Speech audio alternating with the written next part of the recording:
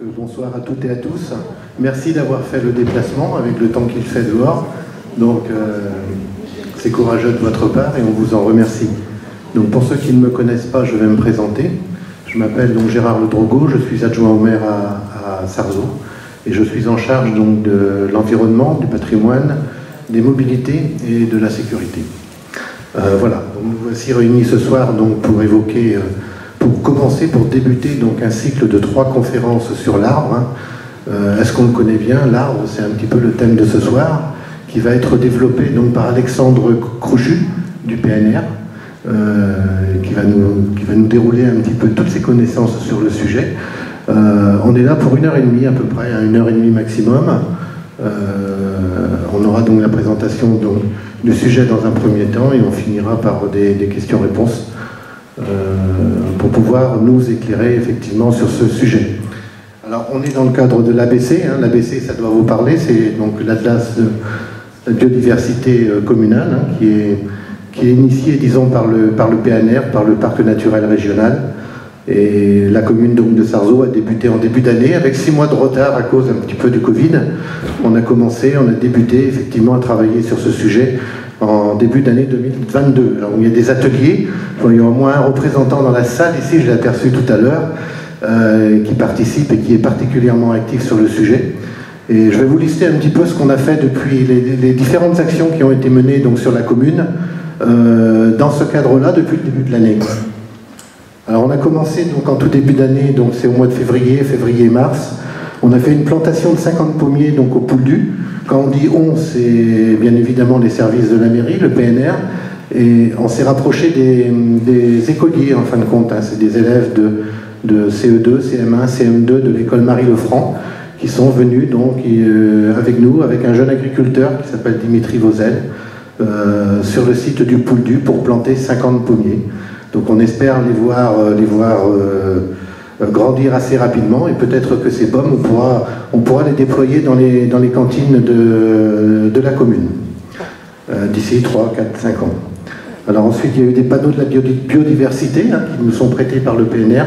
On les a vus, on se demandait d'ailleurs, on voyait une loutre par ici, tel et tel animal parlant, on se demandait ce que c'était, mais finalement c'était bien des panneaux justement pour insister sur la biodiversité.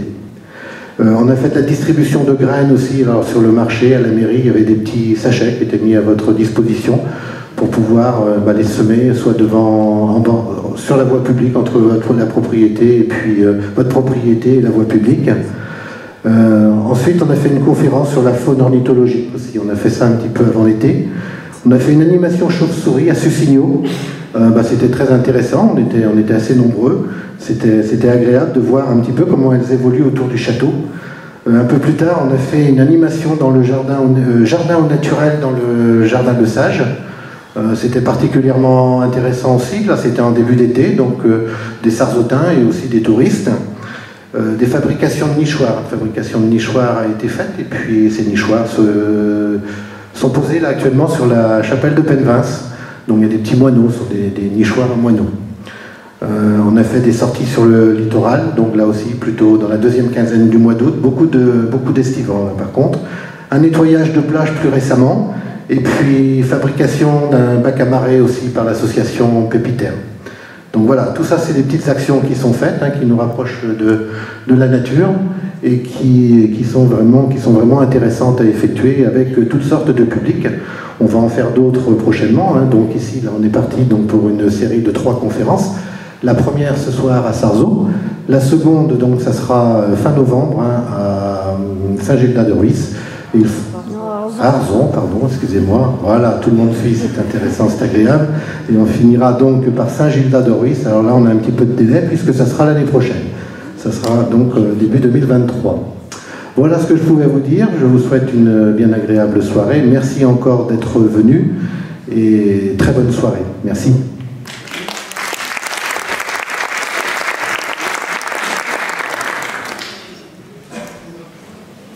Bonsoir à tous. Est-ce que vous m'entendez tous comme ça ou pas? Oui. Ok, je prends le micro. Est-ce que vous m'entendez tous comme ça? Ça sera peut-être moins fatigant. Bonsoir à tous, merci à tous d'être venus comme on l'a rappelé juste avant malgré la météo. Donc je me présente, je suis Alexandre Crochu, je travaille au parc naturel régional du Golfe du Morbihan en tant que chargé de mission trame naturelle et en tant que référent sur la question du patrimoine arboricole. Première question, est-ce que vous savez ce que c'est que les trames naturelles? Alors, n'hésitez pas à m'interrompre et à me répondre. Non, vous ne savez pas, très bien. Avec les signes, ça marche bien, c'est la première fois qu'on le fait, mais c'est très bien. Alors, peut-être que vous connaissez mieux les trames vertes et bleues. Oui, certains non. Alors, les trames naturelles, les trames vertes et bleues, c'est un concept qui date des années 60.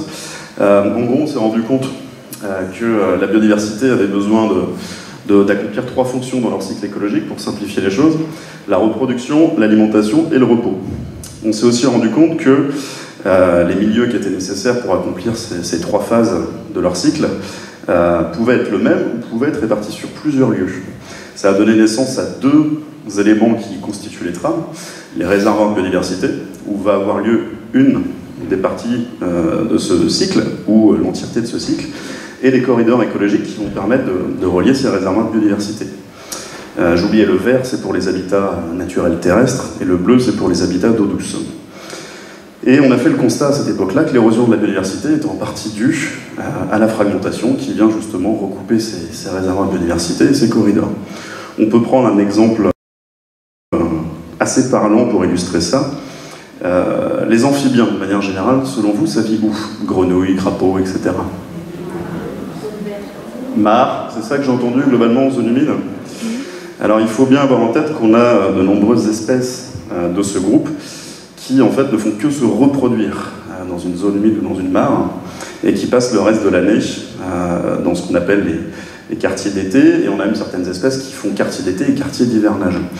Donc on a une période au printemps où on va avoir la reproduction en zone humide, ensuite on va se déplacer dans une prairie, dans une lisière de bois ou dans un bois pour passer l'été, et puis ensuite on va rejoindre un autre boisement qui est plus proche de la zone de reproduction, on va passer l'hiver.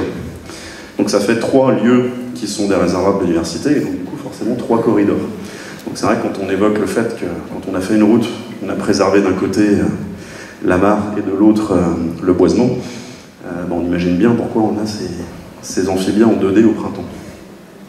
C'est qu'on est venu recouper le corridor qui reliait ces 2 espaces. Et puis avec le temps, on avait le vert, on avait le bleu, puis on avait plein d'autres couleurs. Donc du coup, on a rajouté des couleurs à cette notion de trame naturelle. Alors, dans un ordre non chronologique, on a rajouté la trame noire pour tout ce qui était pollution lumineuse, qui a impacté notamment beaucoup d'insectes et des chiroptères, des chauves-souris. On a rajouté la trame blanche pour tout ce qui est lié à la pollution sonore, les vocalises que vont faire certains animaux, soit pour la reproduction, soit pour la territorialisation. Qu'est-ce qu'on a rajouté d'autre comme couleur? Nous, au parc, on a essayé de rajouter une nouvelle couleur, c'était la trame bleu marine, pour tout ce qui était lien terre-mer au travers des cours d'eau, les espèces amphihalines qui vivent en eau salée et qui se reproduisent en eau douce. Sauf qu'on s'est fait piquer la couleur bleu marine au cours d'une élection présidentielle passée. Du coup, on a appelé ça trame bleu salé après, pour plus avoir de problème. Qu'est-ce qu'on a d'autre? La trame brune, donc ça c'est la trame qui concerne le sol et toute la vie biologique du sol. Et puis une autre trame pour laquelle ils ont pas trouvé de couleur, c'était la trame aérienne. Mais bon, c'est peut-être plus explicite du coup, quand on parle de trame aérienne, tout ce qui est faune volante. Et puis récemment, là, je travaille sur les mares et les réseaux de mares, et j'ai entendu parler de trame turquoise pour les mares. Donc vous voyez, je pense que tant qu'il y aura des couleurs, on arrivera à faire des trames, quoi. Donc voilà, ça c'est mon métier aujourd'hui au parc. Je vais juste vous retracer en 2 minutes un peu mon passif, parce que c'est bien de savoir d'où on vient, et puis ça permettra peut-être de comprendre mieux certains propos que je peux tenir. Moi, à la base, j'ai fait des études en gestion forestière, donc une approche forestière plus sylvicole. J'ai même démarré en tant que bûcheron, donc j'ai coupé quelques hectares de forêt. Ensuite, j'ai travaillé comme expert, comme technicien forestier supérieur, en milieu forestier. Et puis finalement, c'était pas un métier qui me convenait énormément. C'était pas tant les habitats forestiers, c'était plutôt la production sylvicole. On n'avait pas la même notion de ce qu'était un arbre beau. Moi je voyais un bel arbre et eux voyaient un arbre avec des défauts à 2 mètres. Donc on n'était pas forcément en accord. Donc voilà, j'ai repris mes études et en présentiel et en distance. Et j'ai fini par travailler dans un syndicat de bassin versant, pas très loin d'ici, le Loc et le Sable, c'est les affluents de la rivière Dorée, en tant qu'animateur de Brest-Bocage. C'était un programme très intéressant et qui qui est assez spécifique au Grand Ouest, qu'on nous envie pas mal dans d'autres régions, hein, qui consiste à protéger les bocagères, apprendre à les gérer et surtout en replanter. Le lien protection et plantation, il est assez important parce que si on plante 7 km d'un côté et qu'on arrache 10 de l'autre, c'est assez contre-productif.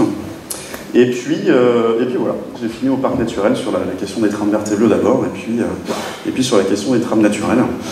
Et depuis que je suis au parc naturel régional du Golfe du Morbihan, je travaille un peu moins sur l'arbre en contexte forestier, un peu moins sur l'arbre en contexte agricole, et plus sur l'arbre en contexte urbain. Ce qui est une des problématiques les plus à la mode, je dirais, aujourd'hui. Je dis souvent pour rigoler que j'ai jamais été autant à la mode que depuis 5 ou 6 ans. Parce qu'on parle quand même beaucoup de l'arbre. Donc voilà. Voilà pour la petite présentation. Sur la question de l'arbre en forêt, quand même, si on s'intéresse beaucoup à l'arbre en contexte littoral aujourd'hui, j'en parle parce que vous êtes un peu concernés quand même, la question de ces fameux pins maritimes là, qui sont en phase de sénescence, même de dépérissement en fait, on peut dire, aujourd'hui. Ce qui pose pas mal de questions sur l'avenir du paysage, mais aussi l'avenir des habitats forestiers en contexte littoral. On pourra en reparler si vous voulez après. Alors juste une petite précision, alors je sais qu'on a un peu de distance là du coup entre nous, entre la scène, le micro et tout, mais n'hésitez vraiment pas à m'interrompre et puis à poser des questions, c'est aussi ça qui est intéressant. Je vous vois pas, mais parlez fort et je vous entendrai. Alors, aujourd'hui c'est plutôt une phase d'introduction sur qu'est-ce que l'arbre, sur la biodiversité dans les arbres au sens très général. Et on va commencer par une question toute bête. Qu'est-ce que c'est qu'un arbre ? Oui, alors je vais vous forcer un peu à parler du coup en vous posant des questions. Qu'est-ce que c'est qu'un arbre selon vous ? Un végétal, j'ai entendu. Oui. Ça a un tronc, ça ramifie en hauteur. Ça a un tronc et ça ramifie. Ok. Ça a des racines. Ça a des racines, très bien. Un être vivant. Un être vivant, bah oui, effectivement. On peut commencer par là quand même. Quelqu'un a une autre réponse ? Plus du mètre. Plus du mètre. Ah ouais, c'est... Le plus du mètre est intéressant. Alors je vais profiter de ça pour faire une transition de la définition de Larousse. Le Larousse nous dit que c'est un végétal. Là, c'est tout entendu végétal, j'ai entendu vivant. On n'entend rien. Oula. Vous rigolez pas ici. Le Larousse nous donne une définition qui est assez peu satisfaisante. Donc un végétal, ça je l'ai entendu, vivace, je l'ai entendu aussi, hein, vivant, plutôt. Ligneux, rameux, je crois que j'ai entendu ce mot-là, au moment, ça ramifie, je crois, c'est ce qui a été dit. Atteignant au moins 7 mètres, bon j'ai eu 8 mètres, mais on n'était pas loin, de hauteur, et ne portant de branches durables qu'à une certaine distance du sol. Alors je suis pas sûr qu'une fois qu'on ait dit ça, on ait dit grand-chose finalement. Il y a un écrivain, musicologue, homme de théâtre italien qui dit une phrase que j'aime beaucoup, qui est que définir l'arbre, c'est comme définir la bêtise. C'est presque impossible et pourtant on connaît tous d'excellents exemples autour de nous. Et c'est assez vrai. On a un scientifique en France, un chercheur en France qui est à la retraite depuis un bon moment aujourd'hui. En général, maintenant, il y a toujours quelqu'un qui le connaît dans la salle. Alors vous avez peut-être tous entendu parler de Peter Vollebol et de la vie secrète des arbres. Mais bon, c'est un Allemand. Et finalement, en France, on a des personnes qui connaissent très bien le domaine de l'arbre. On a Francis Allais. Alors, vous connaissez peut-être, pour le coup, pour certains, qui a écrit des livres passionnants, qui fait des conférences passionnantes, qui est à la retraite depuis très très longtemps, qui a beaucoup travaillé sur, pour le coup, lui, les forêts tropicales. Alors lui, il nous donne une définition qui correspond évidemment à son vécu et à ses compétences, qui est un petit peu plus longue. Plante à longue durée de vie, possédant un tronc de grande hauteur, autoportant, vertical et de gros diamètre. Je la lis parce que je ne la connais pas par cœur. Auquel sa structure et son anatomie confèrent une rigidité suffisante pour élever le feuillage au-dessus des plantes concurrentes pour la lumière, fréquemment mais pas toujours, etc., etc. Tout ça pour vous dire que finalement, définir un arbre, c'est pas si simple que ça. Le Larousse, le Robert aimerait bien nous donner une définition simple, mais en fait, on ne peut pas, parce que ce soit les différences de climat, les différences d'espèces, je dirais même les différences de temps d'évolution, on le verra après, font que la question de qu'est-ce qu'un arbre est bien plus complexe que ça, et définir ce qu'est un arbre en quelques lignes, c'est un peu compliqué. D'ailleurs, il y a autant de définitions aussi qu'il y a de métiers qui s'intéressent à l'arbre. Si on prend l'écologue, si on prend le forestier, si on prend le géographe, si on prend le scientifique, botaniste, voilà. Donc, bon, définir ce que c'est qu'un arbre, c'est compliqué. On va plutôt essayer de comprendre comment ça marche, en fait. Ce sera déjà pas mal. Alors, première question, qu'est-ce que ça mange, un arbre? C'est à vous. De l'eau et des minéraux, de la lumière. Du CO2, ok. Non, il rejette. Comment? Il rejette le CO2. Ah, il consomme du CO2, il rejette du CO2. Il le rejette. Les deux. Enfin, les deux. On en parle après. C'est bien que vous ayez les débats entre vous, c'est plus simple. Alors on va commencer déjà par la photosynthèse. Alors effectivement, pendant la photosynthèse, on a une consommation d'eau et de sels minéraux, hein, c'est ce qui provient essentiellement du sol. Le sel minéraux, c'est quasiment rien hein, dans la consommation d'un arbre. D'ailleurs, dans la composition du bois, on le verra après, mais c'est moins d'1%. Et du dioxyde de carbone. Et grâce à la lumière, on a l'action de photosynthèse qui permet à l'arbre de produire des glucides. En fait, c'est des hydrates de carbone, hein, donc tout le fameux stockage carbone passe par cette production de glucides. Il produit également de l'oxygène et de l'eau. Ça, c'est les parties qu'il va justement rejeter. Les glucides, c'est ce qui va lui servir de matériau de base à la construction. Construction de feuilles, d'aiguilles, de branches, d'organes reproducteurs, de fruits, etc. Donc voilà pour la photosynthèse. Maintenant, on va parler de respiration, et puis on va évoquer le petit différent qu'on a entendu, à savoir est-ce que ça rejette ou est-ce que ça stocke du carbone. Il faut bien avoir en tête que sur un arbre, en fait, on a deux types de respiration. On a d'abord ce qu'on appelle la respiration cellulaire, et ça, c'est plus une respiration de fonctionnement, c'est en fait celle qu'on a nous aussi. Et c'est une respiration qui est très similaire à la nôtre sur le fait qu'en en fait, elle consomme en entrée de l'oxygène et on a un relargage de dioxyde de carbone dans le cadre de cette respiration-là. Par contre, on a aussi une deuxième forme de... J'avance sur le diapo. On a une deuxième forme de respiration qui est donc la respiration de construction. Et c'est cette respiration-là, en fait, qui va consommer du dioxyde de carbone, comme on l'a vu juste avant, pendant l'activité photosynthétique. D'ailleurs, on appelle cette respiration-là aussi la respiration photosynthétique ou la respiration de photosynthèse. Donc il faut bien avoir en tête qu'on a ces deux types de respiration. Donc la respiration cellulaire, elle a lieu toute la journée, toute la nuit, toute l'année. La respiration photosynthétique, elle a lieu quand il y a du... Voilà. Et quand il y a les panneaux solaires aussi, donc pas l'hiver. C'est important d'avoir en tête cette respiration qui a lieu tout le temps.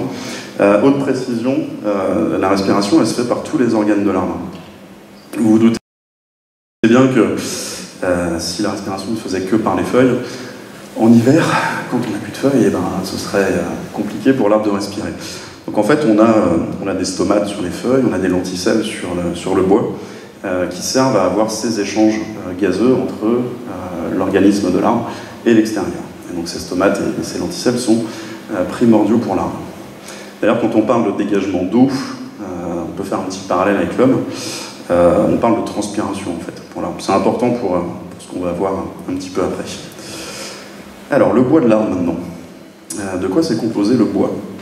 Alors, on a essentiellement du carbone, évidemment, 50% de carbone pour composer l'arbre. 40%, un peu plus de 40% d'oxygène, des fois un peu moins, ça va dépendre des espèces. Ce que je vous dis là, c'est des grosses louches qui viennent voilà, vraiment simplifier les choses. Il y a tellement d'espèces d'arbres, tellement de milieux naturels différents, on va trouver des arbres que c'est compliqué de résumer ça à des chiffres fixes. 6% d'hydrogène, 1% d'azote à vrai dire, pour la plupart des espèces, ce serait même un peu moins d'1% d'azote. Et puis le dernier pourcent, moins d'1%, c'est les minéraux. Ce qui est intéressant à savoir, c'est que pour créer 1 kg de bois, là j'ai mis 1000 kg, mais on va simplifier, pour créer 1 kg de bois, l'arbre va consommer quasiment 2 kg de dioxyde de gaz carbonique. Donc c'est assez intéressant parce que finalement, pour une équivalence de 1 de matière créée, on a énormément de dioxyde de carbone qui est consommé. À quoi ça sert maintenant le bois? Conduire la sève brute et conduire la sève élaborée. Alors déjà, est-ce que tout le monde avait en tête ce qu'était la sève brute et ce qu'est la sève élaborée? Faites des grands signes comme ça si c'est non. Ok, super. Alors en fait, dans un arbre, on a deux types de sève. On a la sève brute. Cette sève brute, c'est elle qui va aller capter et transporter depuis le sol l'eau et les sels minéraux qu'on a vu tout à l'heure. Et la sève élaborée, pour le coup, elle va avoir un mouvement descendant puisque ça va être le produit de la photosynthèse. En fait, tous les sucres et les glucides qui vont être produits par l'activité photosynthétique vont redescendre vers le sol, et donc ça, c'est la sève élaborée. C'est deux réseaux capillaires, de transport, qui sont bien indépendants. Donc en fait, dans un arbre, vous avez les xylèmes et les phloèmes, qui sont dédiés à la sève brute et à la sève élaborée. Il faut bien avoir ça en tête, parce que j'ai un exemple en tête. Une voisine à côté de chez nous qui voulait se débarrasser d'un arbre et qui ne voulait pas l'abattre. Et du coup, elle a fait une pratique qu'on appelle l'annelage. Je ne sais pas si vous connaissez ça, mais en gros, le principe, c'est d'arriver avec une chaîne de tronçonneuse à la main ou même une scie, puis de venir découper tout le tour de l'arbre. Comme ça, découper juste l'écorce, en se disant, on va bloquer la circulation de la sève, et puis comme ça, l'arbre, ça va être terminé, il va mourir au-dessus, et puis voilà. Et le printemps suivant, il me dit, regarde, j'ai fait un annelage et l'arbre repart. Est-ce que tu comprends quelque chose? Alors déjà, moi j'étais très content que l'arbre ait survécu. Parce que j'ai beau en avoir abattu beaucoup, j'aime bien les arbres.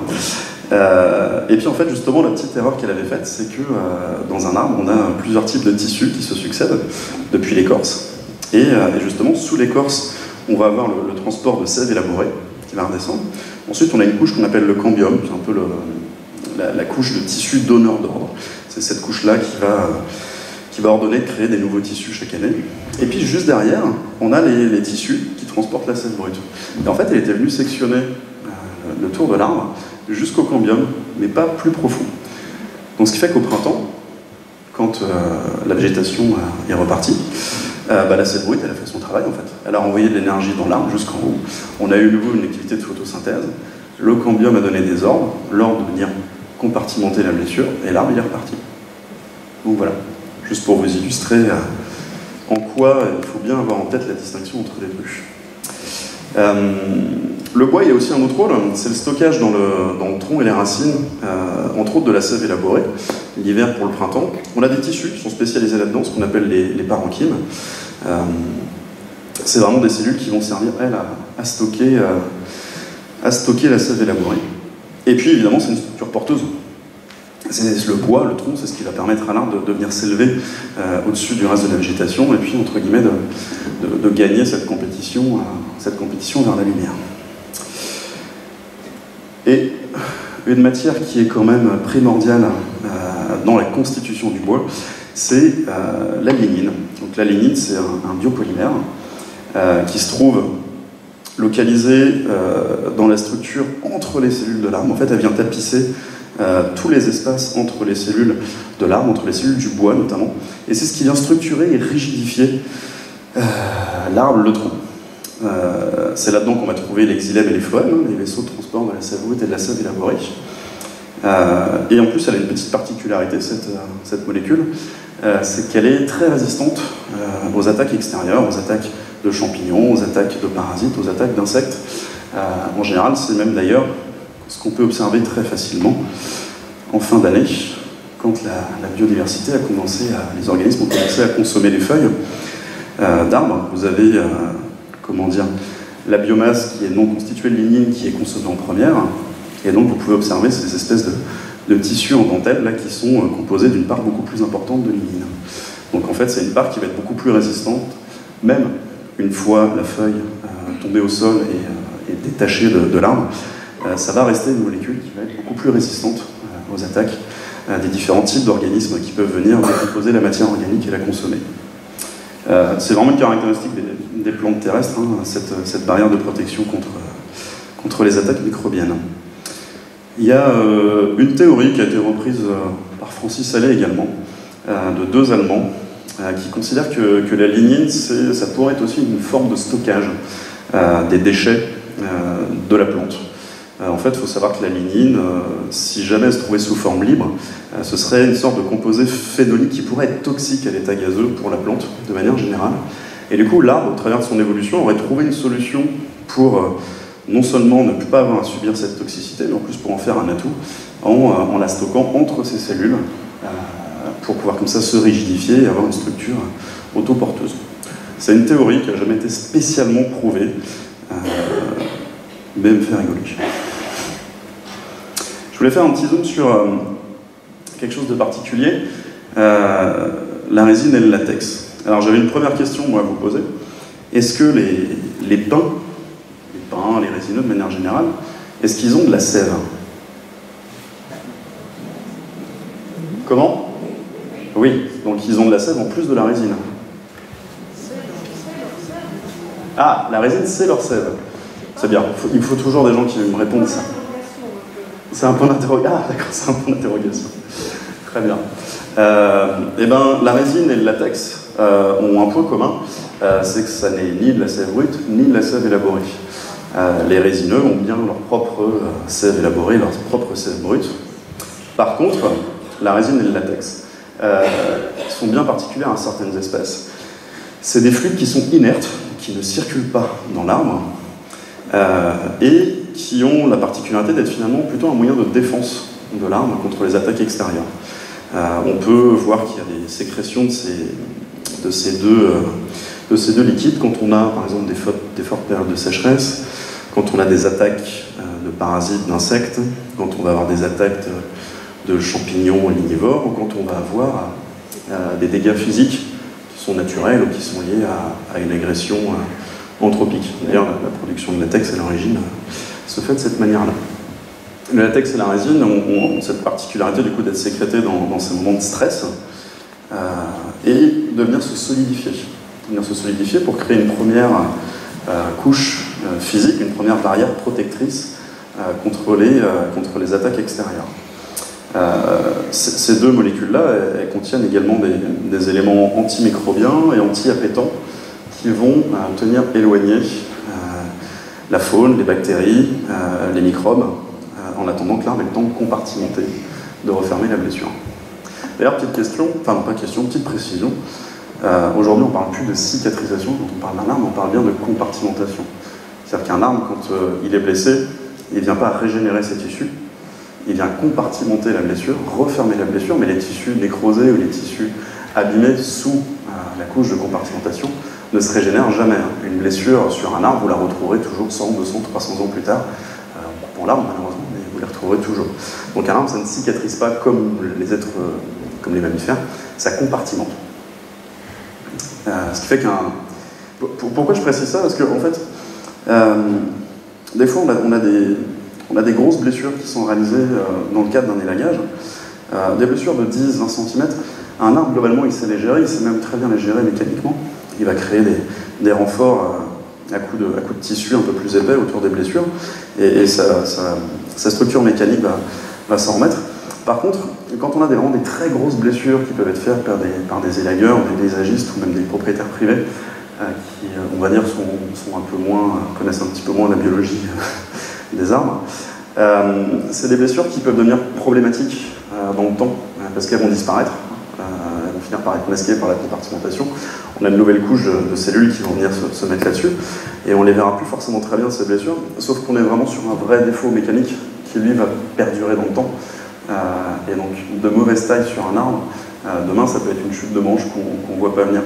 Et c'est toujours un peu dérangeant, parce que souvent, on accuse l'arbre, alors qu'en fait, en général, c'est qu'il y a une mauvaise gestion de l'arbre en amont qui crée le risque et le danger, quoi. Voilà pourquoi je faisais un petit aparté là-dessus. J'ai pas prévu de diapo, enfin si, juste une diapo-titre. Je voulais faire un petit focus sur ce qui s'est passé cette année, quand même. Est-ce que vous avez remarqué quelque chose de particulier au niveau des arbres cette année? Il a fait chaud. Ah, vous avez tous parlé en même temps. Des incendies. Ah, des incendies. Alors, je l'avais pas vu venir, mais oui, effectivement. Oui? Ils ont arrêté. Comment? Ils se sont arrêtés de... Ils se sont arrêtés. Comment C'est très bien. On a eu une chute de feuilles, effectivement, qui ont été assez marquées sur les arbres. Alors, je voulais en parler 2 minutes. Parce que déjà, vous ne savez peut-être pas tous à quoi c'est dû. Enfin, si, intuitivement, vous savez à quoi c'est dû, mais le fonctionnement mécanique qu'il peut y avoir derrière. Qu'est-ce qui s'est passé cette année? Alors, il s'est passé 2 choses quand même cette année. On pourra parler des incendies éventuellement après, mais ce n'était pas le sujet. Comment? On a manqué d'eau, ouais. Et la chaleur. Donc déjà, c'est très bien de ne pas confondre ces 2 phénomènes-là. Hein, parce qu'on peut avoir des années très chaudes, mais très pluvieuses, et on peut avoir des années très sèches, mais finalement pas si chaudes que ça. Cette année, ça a été le pompon. Hein. On a eu canicule et sécheresse en même temps. D'ailleurs, on en reparlera après, mais 2018, 2019, 2020, c'était pas terrible non plus. 2021, ça s'est relativement bien passé, et puis là, 2022, on est pas mal. Alors, qu'est-ce qui se passe? Un arbre, donc on l'a vu, hein, l'activité photosyntétique fait qu'il produit de l'eau sous forme gazeuse, qui relargue. Il relargue cette eau, mais mine de rien, il va quand même continuer à aller puiser de l'eau dans le sol. On parle de 75 litres d'eau par jour pour un bouleau, 250 pour un hêtre, et jusqu'à 1000 litres pour un chêne. Donc en journée, il relargue de l'eau sous forme de transpiration, et tout le reste de la journée et toute la nuit, grâce à son système racinaire, il va aller puiser de l'eau dans le sol. Sauf que quand on arrive à des grosses vagues de sécheresse, et ben on n'a plus d'eau, ou très peu d'eau dans le sol, donc on arrive à un problème, c'est que l'arbre transpire, mais n'a plus d'eau. Donc ça, c'est une première problématique. La deuxième problématique, c'est qu'il fait chaud. Et un arbre, c'est comme nous, en fait, pour réguler sa température, ça... Très bien, ça transpire, effectivement. Donc il va avoir tendance à relarguer encore plus d'eau quand il fait chaud. Sauf qu'on le redit, hein, il fait chaud et il y a une sécheresse. Donc il relargue plus d'eau, mais il n'y a plus d'eau à puiser dans le sol. Tout ça, ça crée une petite problématique. Alors ça peut créer ce qu'on appelle des embolies, un peu comme nous en fait. Hein. Ça va créer des embolies, c'est-à-dire qu'on va avoir des zones de vide dans les tissus capillaires de l'arbre. Et ça, c'est pas bon du tout. Si on atteint 80% d'embolie sur un arbre, on considère que c'est létal, que l'arbre ne s'en remettra pas et qu'il mourra. Donc pour pallier à ça, il y a plusieurs types de stratégies, mais il y en a une en particulier là, qui nous intéresse. C'est tout simplement, vous savez, les stomates dont on a parlé tout à l'heure. D'abord, il va les fermer. Il va les fermer complètement. Ça va lui éviter de transpirer. Sauf que s'il ne relargue pas d'eau, il ne capte plus non plus d'oxygène ni de CO2. Donc en fait, la feuille n'est plus alimentée, donc la feuille ne fonctionne plus, donc elle finit par brunir et puis tomber au sol comme si c'était l'automne. Donc voilà, c'est ce qu'on a observé un peu cet été. Alors forcément, on l'a observé beaucoup plus rapidement dès le mois de juillet dans les villes. Plus on était dans des grandes villes, plus on était dans des villes minéralisées avec beaucoup de bitume et très peu de surface perméable pour permettre à l'eau de rentrer dans le sol, et plus le phénomène a été observé très rapidement. Donc c'est ce qui s'est passé cet été, mais on l'a même pu l'observer en campagne. Hein. Nos châtaigniers, par exemple, qui sont pas mal attaqués par le chancre, on en a vu pas mal en campagne qui ont commencé à perdre leurs feuilles aussi à cause de ces périodes de sécheresse. Et une dernière petite info, histoire de finir sur une note positive. On considère en moyenne, pareil c'est des grosses louches comme tout à l'heure, qu'il faut à peu près 5 ans pour qu'un arbre se remette réellement d'un épisode de sécheresse important. Donc je le rappelle, 2018, si on fait plus 5 ans, on tombe sur 2023. 2019, ça fait du 2024. 2020, ça fait du 2025. Et puis ce qu'on vient de vivre cette année, on en verra l'entièreté des conséquences en 2027. Voilà. Donc c'était pas vraiment une note positive, mais voilà, faut espérer que ça se passe bien et que ça se reproduise pas non plus derrière. Les périodes de sécheresse, c'est pas bon pour les arbres aussi, pour d'autres raisons. Hein. Un arbre, alors on entend souvent parler de soin des arbres, où l'homme devient actif dans le soin de l'arbre, sous forme de baume ou ce genre de choses. Je ne jugerai pas ça ce soir. Faut quand même avoir bien conscience que les arbres, ils ont des défenses chimiques et physiques pour se protéger des attaques extérieures. Si je prends un exemple qu'on connaît tous, le chêne, il a une molécule qu'on aime beaucoup, qui est le... Très bien, alors plutôt en fût, mais lui, en fait, c'est une molécule chimique qui lui sert quand il est attaqué. En fait, quand on a des grosses blessures, des grosses coupures, des chocs qui font que la barrière physique qui est l'écorce disparaît, et ben, il va sécréter énormément de tanins qui vont envoyer aussi dans ces tissus morts, ces tissus anciens, et qui, pareil, vont être une barrière chimique en fait, contre les agressions extérieures. Donc voilà, les arbres savent globalement se défendre. Le problème, c'est quand il fait très chaud, toutes ces défenses, elles ont tendance à s'effondrer en fait. Comme l'activité biologique de l'arbre a tendance à se réduire, et bien les défenses aussi, donc ils sont beaucoup plus sensibles aux attaques extérieures. Voilà, on va arrêter avec les choses positives et puis on va passer à la suite. Alors, arbres et biodiversité. Je me suis dit que c'était intéressant de parler de biodiversité ce soir parce que on est sur une commune qui met en place un ABC. Et puis là, sans rentrer dans le détail de telle ou telle espèce, c'est quand même un formidable hôte pour la biodiversité. Alors, moi, les arbres, en tant que chargé de mission trame naturelle, si je reste que sur ce prisme-là, ça m'intéresse pour une bonne raison, c'est que si je prends le classique réservoir de biodiversité, corridor écologique, si je prends la forêt qui est là-haut, bon, elle est constituée essentiellement, en tout cas dans le partie visible, d'arbres. Et puis si je prends le corridor qu'on a tous de manière caricaturale en tête, la haie bocagère, en tout cas de ce qu'on voit le mieux, elle est essentiellement constituée d'arbres. Donc c'est vrai que l'arbre c'est un élément assez important pour moi quand je parle de trame naturelle. Mais la vraie question derrière, moi qui m'intéresse ici, c'est finalement, est-ce que l'arbre c'est juste une composante des trames naturelles, c'est-à-dire une espèce de petite brique qu'on vient empiler les unes à côté des autres, ou est-ce que l'arbre en tant que tel, l'arbre seul, est lui-même un écosystème sur lequel toute une biodiversité vit? Bon, évidemment, vous vous doutez un peu de la réponse, hein, mais on va quand même essayer de développer un peu. D'ailleurs, il y a une troisième possibilité.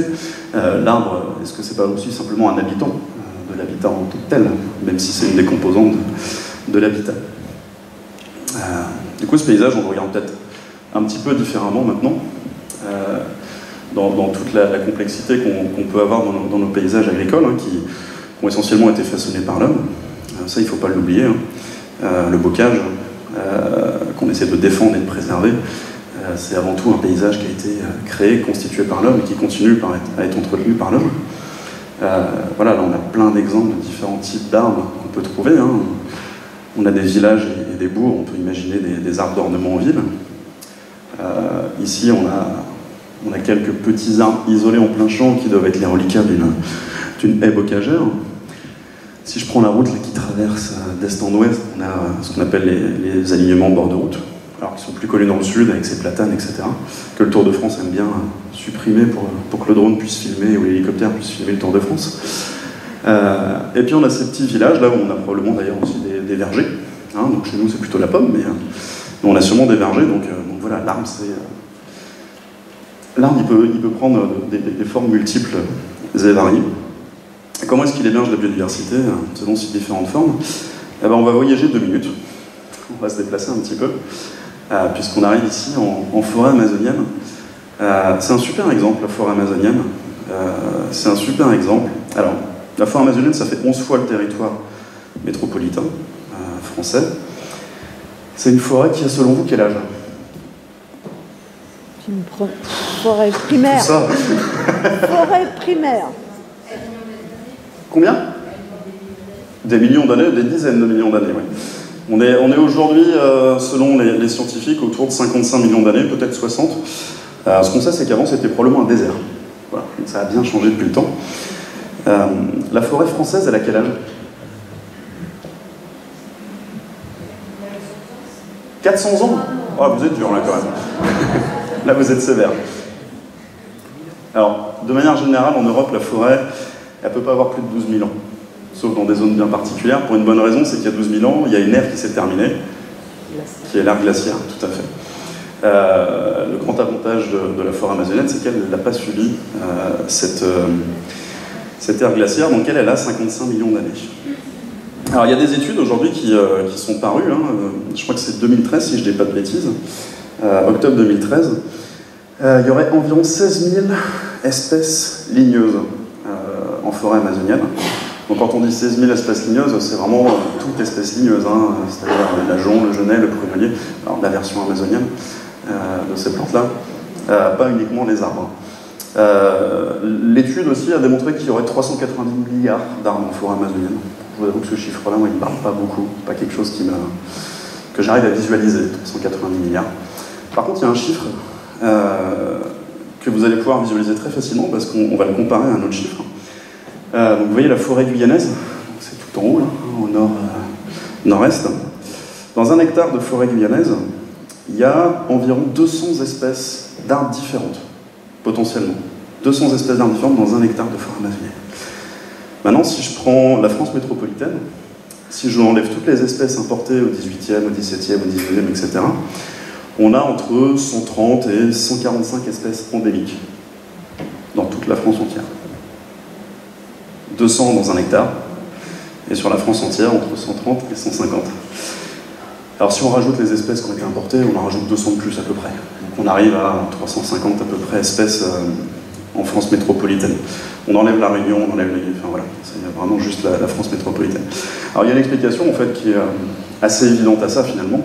C'est juste qu'une forêt, en fait, plus on lui laisse le temps d'évoluer, et plus justement elle va évoluer, elle va s'adapter. Et puis certaines espèces vont prendre des embranchements différents. Les arbres, c'est pas très mobile, donc Donc plus on va avoir cette capacité justement à des espèces à s'adapter et puis à se diversifier et avoir de nouvelles espèces apparaître. Il y a une chose qui est sûre, c'est que si demain vous lâchez n'importe quel ravageur en forêt amazonienne qui s'est spécialisé dans une espèce, avant de faire disparaître la forêt amazonienne, il va lui falloir un petit peu de temps. Par contre, si vous prenez nos forêts françaises, je vais être un petit peu méchant, hein, je vais prendre les forêts plutôt sylvicoles.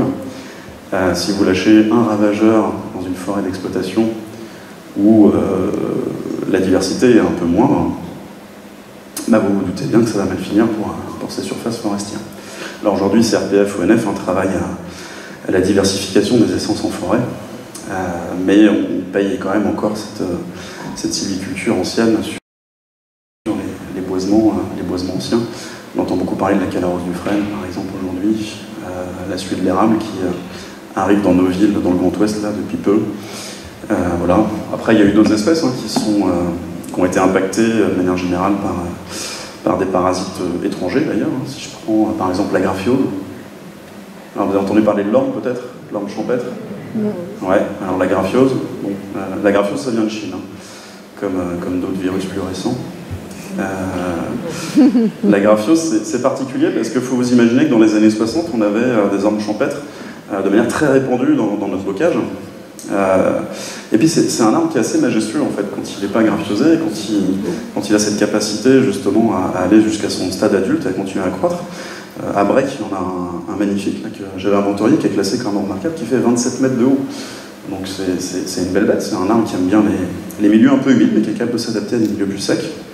Et puis la graphiose dans les années 60, malheureusement, ça a éradiqué toute forme d'orme, on va dire mature, adulte, en tout cas qui ont une taille qui va au-delà de 7 mètres.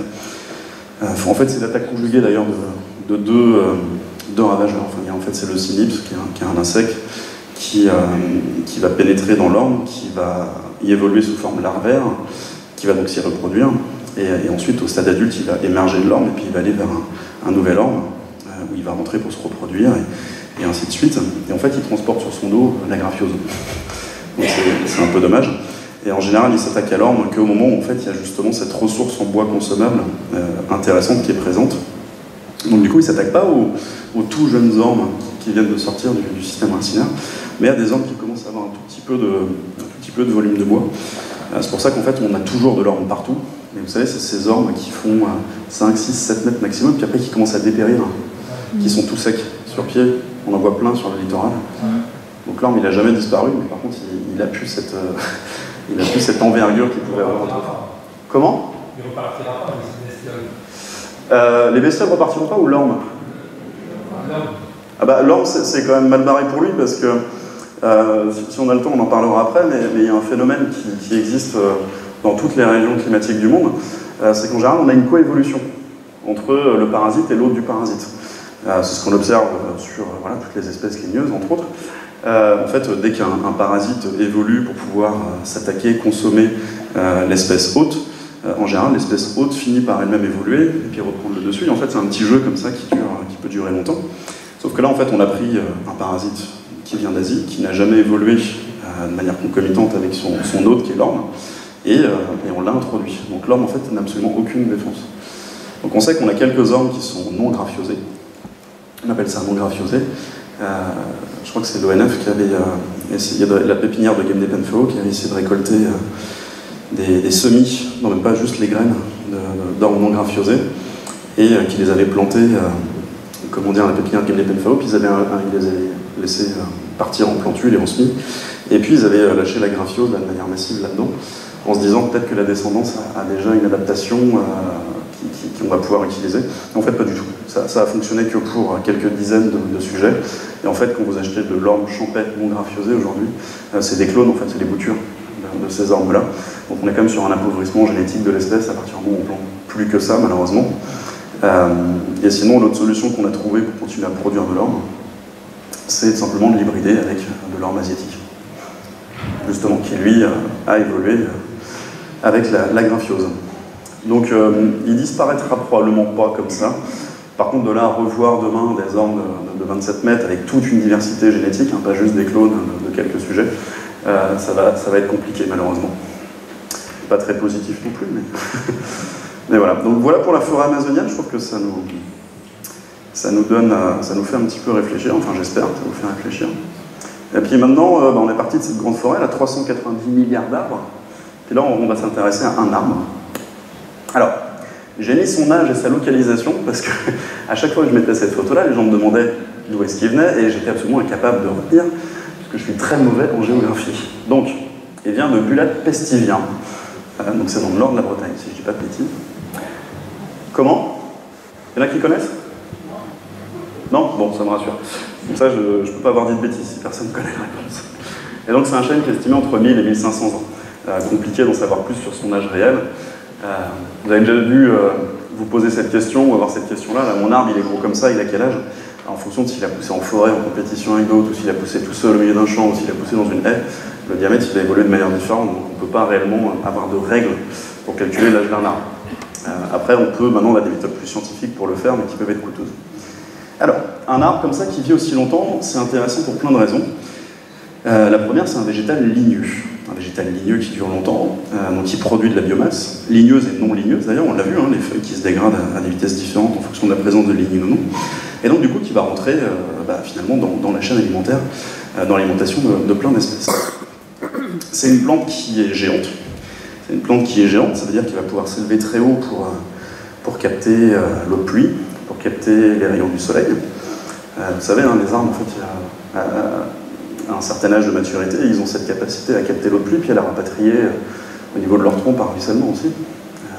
C'est pas uniquement leur envergure de haut pied, elle n'est pas là uniquement pour le soleil, elle est aussi là pour capter l'eau de pluie. Plante géante aussi en souterrain. Le chêne, typiquement, c'est une espèce avec une racine pivot. Il y a un exemple qui est assez intéressant pour illustrer ça. En Dordogne, là, vous avez le gouffre de Padirac, et vous avez aussi la grotte de Pêche-Merle, je ne sais pas si ça vous parle, pour certains. Il y a un couloir là-dedans, dont je n'ai pas le nom en tête, mais qui a plus de 100 mètres de profondeur. Et pour ceux qui ont visité du coup cette grotte-là, ou si vous ne l'avez pas encore visité, quand vous y retournerez, vous vous poserez la question. Il y a une racine de chêne pédonculé comme ça qui ressort juste au niveau du plafond du couloir. Donc c'est-à-dire que le pivot racinaire de chêne pédonculé est descendu à plus de 100 mètres de profondeur pour aller prospecter, voir ce qu'il y avait à manger ou à boire. Donc une plante géante, vraiment géante. C'est une plante durable et fixe. Qu'est-ce que ça veut dire ça? Le fait qu'elle soit durable et fixe, ça veut dire que la manière dont elle va influer sur son environnement, sur le lieu où elle se trouve, c'est quelque chose qui va perdurer dans le temps, et du coup elle va influencer durablement son environnement. Ça veut dire qu'elle va protéger par exemple le sol du rayonnement du soleil, donc le protéger de l'évaporation, de la chaleur. Il faut savoir qu'un sol qui monte à 25-30 degrés sur les espèces d'arbres qui ont des racines traçantes, c'est la mort assurée de ces racines-là quasiment. Donc préserver un sol du soleil et de la chaleur, c'est aussi préserver les espèces qui y vivent, parce qu'il y a aussi la biologie du sol, mais c'est aussi le préserver de l'évaporation.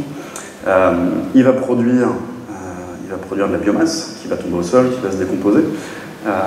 D'ailleurs, il va le faire aussi en synergie avec d'autres espèces. Aujourd'hui, vous avez peut-être déjà entendu parler de mycorhisation, cette capacité qu'ont les arbres de s'associer avec d'autres champignons pour aller chercher de l'eau et des sels minéraux beaucoup plus loin.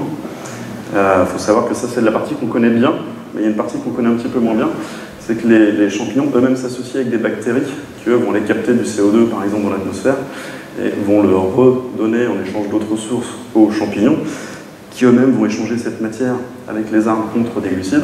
En fait, comme ça, on a un système vertueux, mais qui permet aux arbres d'aller prospecter extrêmement loin dans le sol pour aller chercher des ressources. D'ailleurs, c'est pour ça que, petit aparté, si jamais, quand on vous parle d'îlots et d'essence d'avenir, d'espèces d'avenir, c'est des choses sur lesquelles on entend, il y a beaucoup de chercheurs qui travaillent, c'est-à-dire quelles espèces on va planter demain pour résister à notre climat. Il faut toujours être bien méfiant, parce que la mycorhisation est bien connue, mais n'empêche qu'un arbre, il évolue dans son milieu, pas tout seul, il évolue aussi grâce aux champignons, grâce aux bactéries, grâce à la biodiversité en fait, du sol auquel il est associé. On a des espèces qui sont inféodées, qui sont liées à des espèces, en particulier le champignon. Si je prends par exemple l'exemple de la manite tumouche, que vous connaissez bien, elle est spécialisée envers le bouleau et le chêne. Voilà. Donc du coup, voilà, il faut bien avoir ça en tête quand on parle d'importer des espèces d'ailleurs. Il ne faut pas oublier que si elles survivent aussi bien dans certains milieux, c'est aussi grâce aux autres espèces, aux autres groupes auxquels elles s'associent. Et enfin, c'est une plante dure et solide. Une plante dure et solide, qu'est-ce que ça veut dire? C'est que, contrairement aux plantes annuelles, ça va rester un bon moment, 1000-1500 ans, et du coup, très clairement, la nature va en profiter pour s'installer dessus, pour s'installer dedans, et finalement, on va arriver à observer de véritables écosystèmes au sein d'un arbre. Donc c'est ce qu'on va évoquer. Hop. Alors, il y a une discipline à laquelle j'ai commencé à me former il y a 3-4 ans, qui est vraiment passionnante et qui est très très simple. C'est la notion d'andromicrohabitat. Dendro, c'est la racine grecque pour arbre, qui est microhabitat, des petits habitats. C'est assez simple. Et en fait, dans un arbre, des dendromicrohabitats, on en a plein. Alors, les dendromicrohabitats, c'est une singularité morphologique portée par l'arbre, qui peut avoir une cause naturelle ou non. En tout cas, qui fait que l'arbre va devenir un support de biodiversité. Alors, on en a plein de types différents, et on ne va pas rentrer réellement dans le détail, on va plutôt voir des exemples. Mais vous verrez que quand vous aurez commencé à observer un arbre, en fonction de ces critères-là, vous allez vous rendre compte qu'un arbre, c'est bourré de vie si vous n'en étiez pas déjà convaincu. Alors, un exemple évident, c'est les cavités. Alors, les cavités, il peut y en avoir plein de types. Il peut y avoir des petites cavités qui ont été créées par les pics, notamment, qui vont servir de loge. On peut avoir tout simplement cette branche-là qui a commencé à dépérir, et puis le bois continue à pourrir, et puis on a ce qu'on appelle des cavités cariées, comme une carie. En fait, les champignons et les insectes sont venus consommer le bois jusqu'à créer une porte d'entrée dans l'arbre, et comme la branche est restée, la compartimentation n'a jamais pu se faire, et donc du coup, cette cavité va finir par servir à d'autres animaux. On a les cavités racinaires aussi, qu'on va pouvoir trouver au sol, et puis les cavités, elles peuvent être sèches, c'est-à-dire qu'on n'a vraiment que du bois sec à l'intérieur. Et on peut avoir des cavités, ce qu'on appelle athéro, c'est-à-dire qu'on a suffisamment d'habitants dans la cavité pour que de la matière organique vienne s'y accumuler, se dégrade, et qu'on ait ce qu'on appelle un phénomène de pédogénèse, c'est-à-dire qu'un sol finit par se créer, et puis on retrouve du sol à l'intérieur. Donc là-dedans, on va avoir des coléoptères, on va avoir toute une vie foisonnante qui va s'y installer. Et puis, on peut avoir des cavités qui se remplissent d'eau aussi, ce qu'on va appeler des dendrothelmes. Ça, c'est des cavités intéressantes parce qu'elles sont très spécialisées. C'est-à-dire qu'il y a à peine 15-20 espèces qui vont profiter des dendrothelmes, mais elles peuvent aller nulle part ailleurs.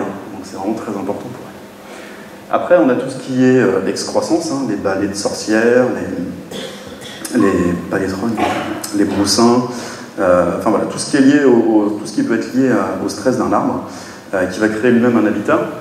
On a le bois mort dans le houppier, donc dans le feuillage, donc des branches mortes tout simplement, alors qui peuvent être apparues pour plusieurs raisons. Soit on a un vrai dépérissement de l'arbre, donc là on a énormément de branches mortes qui apparaissent un peu partout dans l'arbre, soit on a eu un choc quelque part au niveau de l'arbre, et puis on va retrouver en ligne directe avec les xylèmes et les phloèmes qui alimentaient cette branche, on va trouver quelques branches mortes qui sont liées à la blessure. On peut avoir des phénomènes de rééquilibrage aussi, ce qu'on va appeler des descentes de cible, c'est-à-dire que l'arbre, soit il a eu moins de ressources une année, soit il est monté suffisamment haut et il considère qu'il peut redescendre un petit peu. Donc on va avoir les branches les plus hautes qui vont dépérir un petit peu, qui vont mourir, il va les abandonner. Et puis en fait, quelques années après, il va refaire de la branche à cet endroit-là. Le phénomène d'ailleurs en général, il est on a le phénomène à l'identique au niveau du système racinaire. Enfin, voilà, on a plein de motifs pour lesquels on peut avoir des branches mortes dans le pied. Alors on a les structures, c'est un peu barbare, épiphytiques, épixyliques ou parasites. En gros, c'est toutes les plantes qui vont se servir de l'arbre comme support, soit en le parasitant, soit en s'appuyant juste dessus. Et les exemples très simples, on verra après. Les sporophores de champignons myxomycètes, en gros tous les champignons qui vont venir s'installer sur l'arbre, en général du lunivore, donc des arbres qui vont venir consommer le bois. Et puis la dernière chose que j'ai pas évoquée, c'est... Merci. Merci. Les exudats. C'est ce qu'on a évoqué tout à l'heure en fait avec la résine et le latex, mais qui est aussi valable avec la sève. Quand on a des blessures sur l'arbre, on va avoir des coulées de résine, on va avoir des coulées de sève qui vont intéresser, pareil, toute une frange de la faune, des abeilles, des pollinisateurs sauvages, etc., etc. Donc voilà, donc un arbre, ça peut héberger pour plein de raisons toute une vie. Petite chose intéressante quand même à savoir sur les dendromicrohabitats. Là aussi, c'est un Français d'ailleurs qui travaille et qui est tête de file au niveau européen sur la question des dendromicrohabitats. C'est Laurent Larieux qui est à la retraite dans 2 ans. Ce qui est plutôt une bonne nouvelle parce qu'on va pouvoir le faire venir. Il aura moins d'occupation. Il explique très bien qu'en gros, pour simplifier les choses, on pourra avoir des dendromicrohabitats qui apparaissent il faut environ une soixantaine d'années pour qu'un arbre atteigne une soixantaine de centimètres de diamètre. C'est là qu'on va commencer à avoir vraiment des dendromicrobita qui vont s'installer de manière significative et qu'on va avoir une vraie activité biologique qui va s'installer. Avant, les arbres sont globalement en bon état, sont en phase de croissance et ces DMH, on va les trouver de manière carrément absente ou très très peu présents. Si je reprends l'exemple des pins maritimes du littoral du golfe du Morbihan, là, qui arrive, on va dire, à la fin du voyage, ils ont été plantés massivement dans les années 60. Donc si on fait 60 plus 60, on arrive à 2020. Donc en fait, malheureusement, ces arbres-là qui ont été plantés, c'est peut-être des marqueurs paysagers du littoral, mais par contre, en termes de biodiversité, malheureusement, biodiversité hébergée dans l'arbre, on n'est pas sur un bilan qui est exceptionnel. Voilà. Alors, des petits exemples, quand même. Alors, les rides de l'écorce. Les rides de l'écorce, c'est toujours très intéressant, parce que un arbre, plus il vieillit, plus il se ride, pour la plupart des espèces. Après, on a des espèces qu'on dit qui desquament. Par exemple, vous en connaissez tous très bien, l'eucalyptus, le platane, l'érable arc-en-ciel, ce genre de choses. En fait, l'écorce de l'année précédente tombe. D'ailleurs, on dit souvent que les arbres progressent par couches successives. C'est pas entièrement vrai. En fait, vous vous rappelez tout à l'heure, je vous ai parlé du cambium. Vous vous rappelez de ça? En fait, le cambium, tous les ans, alors là, je vais être obligé de faire quelque chose. Je sais pas comment je vais faire. Bon, le cambium, tous les ans, en fait, il va donner l'ordre de créer des nouveaux tissus pour le transport de la sève brute à l'intérieur de l'arbre. Donc ça va se déplacer comme ça, en couches supplémentaires. Mais il va aussi donner l'ordre de créer une nouvelle couche à l'extérieur de lui-même pour transporter la sève élaborée. Et cette couche-là, en fait, elle va venir sous l'écorce. Et elle va venir repousser l'écorce de l'année précédente à chaque fois. Donc en fait, vous vous doutez bien qu'entre l'écorce de l'arbre quand il avait 2-3 ans, et puis toutes ces couches qui viennent le repousser petit à petit, on va avoir un petit problème de circonférence. C'est ce qui fait qu'en fait les arbres en vieillissant ont tendance à se rider, tout simplement. C'est parce que les couches des nouvelles années viennent repousser les anciennes couches. Bref, tout ça, ça crée des rides. Je regarde l'heure parce que... Eh oui. Du coup, ces rides de l'écorce, elles sont intéressantes parce que on va avoir plein de dépôts qui vont se faire là-dedans. On va avoir plein de dépôts de matière organique et de matière minérale. D'ailleurs, on observe souvent un point commun entre les rides de l'écorce et les murs, par exemple, murs en pierre sèche ou même des murs qui sont un peu cimentés. On va y retrouver des espèces similaires, comme le polypode vulgaire, vous savez, cette espèce de petite fougère, là. Le nombril de Vénus aussi. On en parle juste après, promis. C'était dit avec tellement d'enthousiasme que je n'oublie jamais le lierre, promis. Et puis les rides de l'écorce, ça va servir aussi, par exemple, à des petits gastéropodes qui vont aller se réfugier là, à l'abri de la chaleur, à l'abri du soleil, rester un peu à l'humidité. Ils vont aller se planquer dans les rides de l'écorce. Hier, j'étais à Sarzeau, chez vous, là, on a installé ce qu'on appelle un martelloscope. C'est un outil où les forestiers vont apprendre à marteler. En fait, ils mettent des coups de marteau, ils font ce qu'on appelle un martelage. C'est pour prélever des bois, pour une éclaircie ou ce genre de choses en forêt. Et on en a créé un à Sarzeau, partenariat avec l'ONF et le CRPF, avec justement cette approche d'endromicrohabitat, pour qu'on ait à la fois la vision forestière, mais aussi la vision biodiversité. C'est super intéressant comme outil. C'est une propriétaire privée de Sarzeau qui nous accueille chez elle pour ça, et je la remercie encore. Donc voilà, les rides de l'écorce, ça a l'air de rien, mais c'est aussi important pour la biodiversité. Ah oui, du coup, c'est ce que je disais. Et hier, pendant que les gens discutaient, je regardais l'écorce d'un... Je crois que c'était un Douglas. Ou un jeune chêne, enfin bref.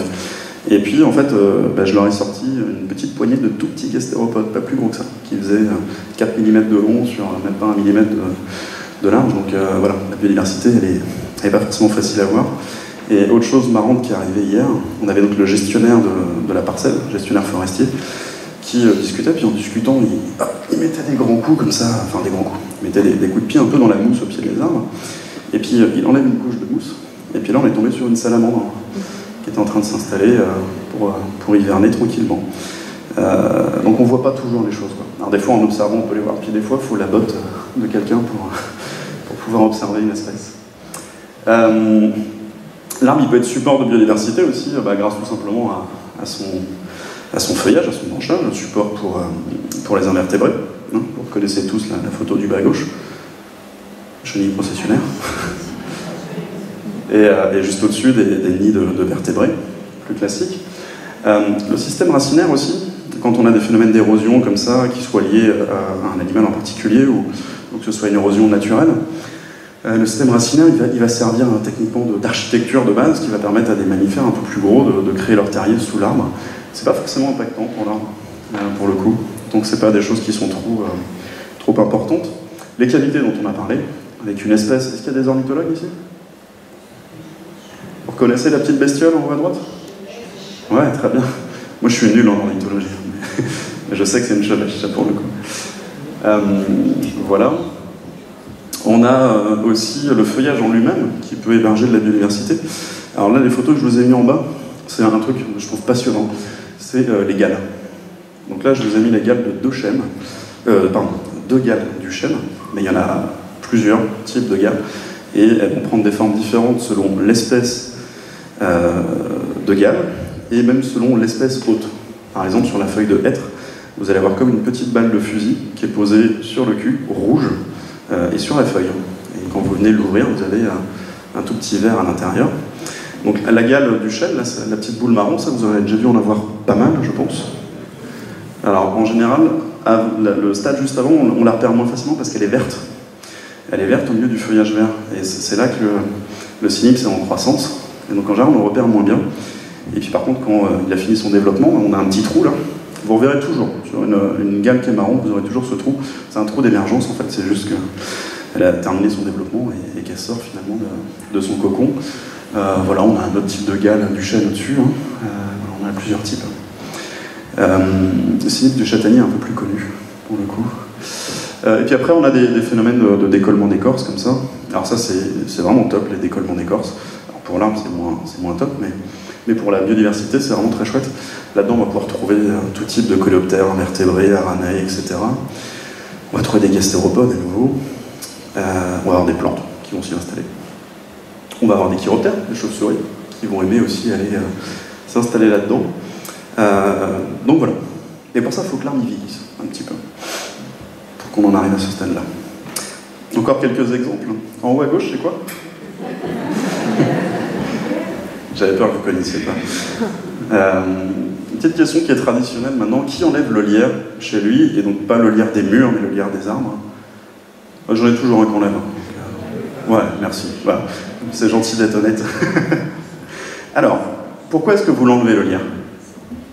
Parce qu'il est tout flard. Parce qu'il est tout flard, ok.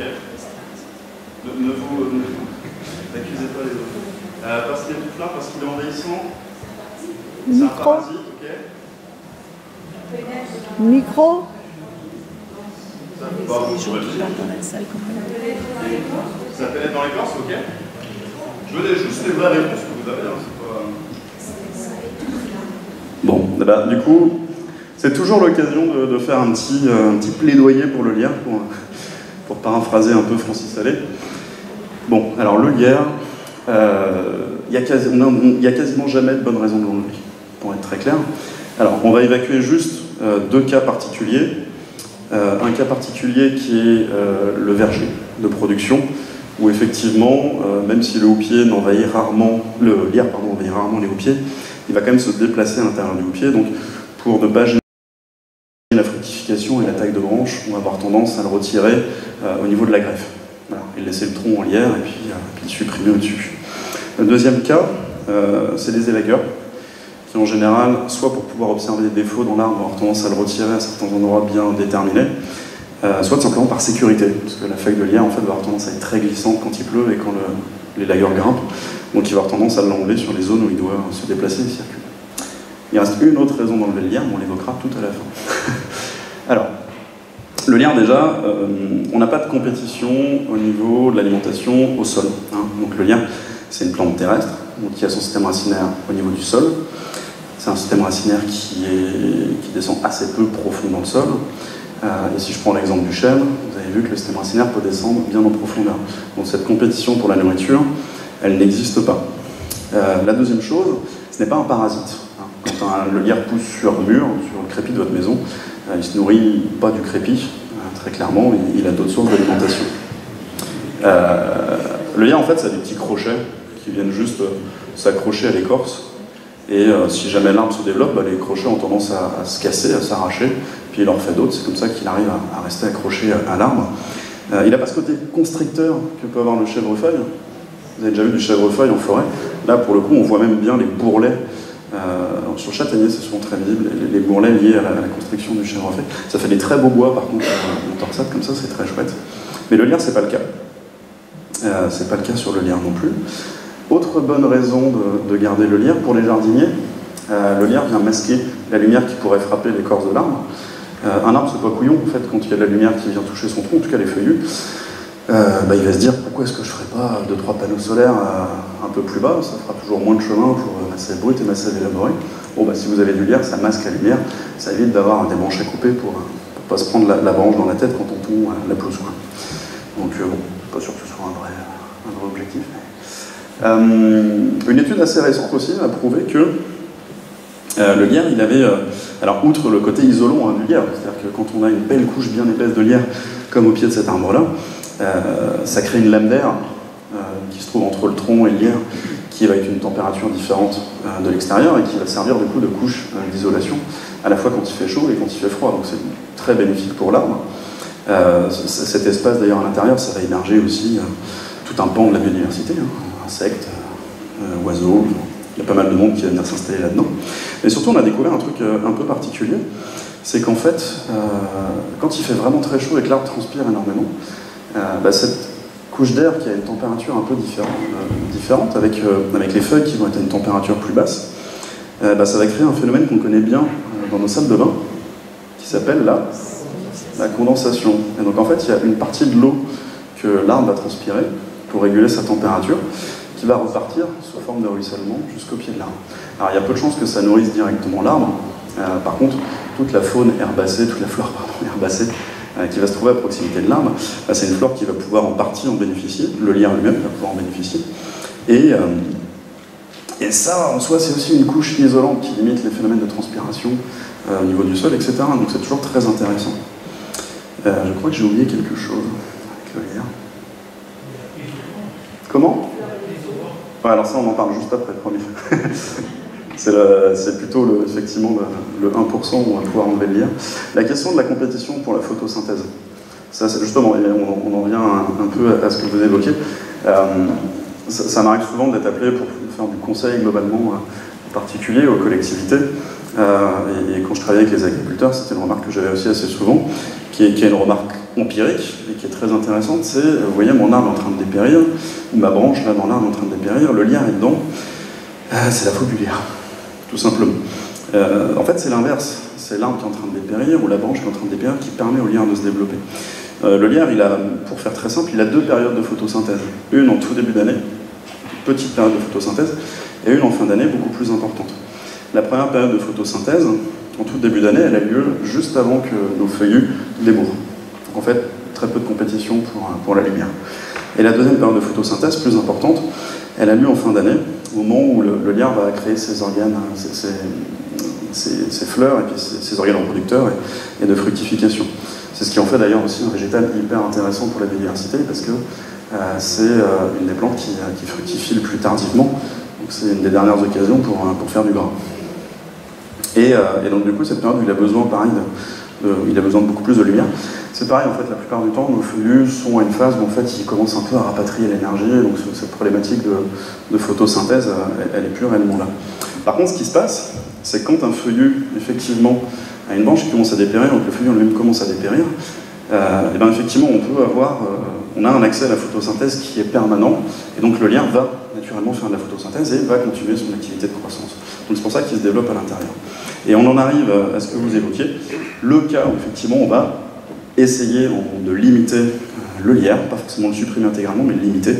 Quand on a des arbres qui sont vraiment en phase de dépérissement, qui sont vraiment sénescents, qui vont avoir des problématiques mécaniques, notamment au niveau du système racinaire par exemple. Vous allez voir des gros champignons qui vont apparaître au niveau du système racinaire, qui peuvent être handicapants. Il faut devenir un expert dans ce genre de cas, mais si on a des défauts mécaniques, qu'on a du lierre qui est très très présent dans le haut pied d'un arbre qui lui-même est fragilisé, nos feuillus ils perdent leurs feuilles en hiver pour plusieurs raisons, mais la raison qui nous intéresse en ce moment, c'est aussi pour limiter leur prise au vent face aux aléas climatiques importants. Et si vous avez le lierre qui, lui, ne perd pas ses feuilles, enfin en tout cas, pas tout en même temps, vous avez une prise au vent qui risque d'être un peu rédhibitoire pour l'arbre. Alors je vous dirais qu'en forêt, c'est pas très grave, hein. L'arbre tombe, ça fait une mise en lumière, on a d'autres semis qui s'installent, et puis l'arbre qui est tombé au sol, lui, il va nourrir d'autres bestioles, et puis la vie continue, quoi. Mais quand on a la maison à côté, la voiture, les enfants, la chambre des enfants, les petits-enfants, évidemment, c'est un peu plus problématique. Donc voilà, il s'agit de réduire effectivement la prise au vent. C'est bon pour le lire? Je vous ai convaincu? Comment? Ouais, et c'est très intéressant parce que ces mêmes troncs eux-mêmes, au bout d'un moment... Ah bah oui, bon, quand on leur laisse le temps, il n'y a pas de souci. Ce qui est intéressant, c'est que ces troncs eux-mêmes vont avoir des phases de dépérissement et eux-mêmes vont être attaqués par des insectes saproxylophages et eux-mêmes vont commencer à héberger de la biodiversité des champignons. Vous avez une espèce d'empilement de couches du vivant sur un arbre qui est assez intéressante à observer. Une autre espèce, qui pour le coup, elle, est un parasite, il n'y a aucun problème. Le gui, ouais, effectivement. Donc lui, c'est un vrai parasite, hein, c'est un suçoir là, qui pénètre dans les vaisseaux de transport de sève de l'arbre.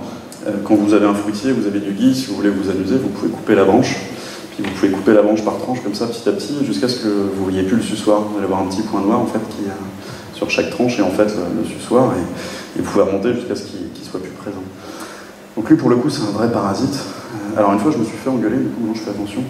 Dans un moment comme celui-là, quelqu'un me disait, mais le gui, vous préconisez de l'enlever, du coup? Je fais, bah oui, bien sûr, il faut enlever le gui. Non, en fait, il faut enlever le gui quand on a un objectif de production dans un verger. On est d'accord que là, il faut retirer le gui, ça a même été obligatoire à une époque, ça a été réglementaire. Par contre, le gui en lui-même, c'est un peu la même problématique qu'en forêt, en fait. Quand on a un boisement, enfin un verger, avec que des espèces hautes du gui, effectivement, le gui, il va y proliférer très rapidement. C'est pareil avec le peuplier, du coup, on va chercher à le chasser.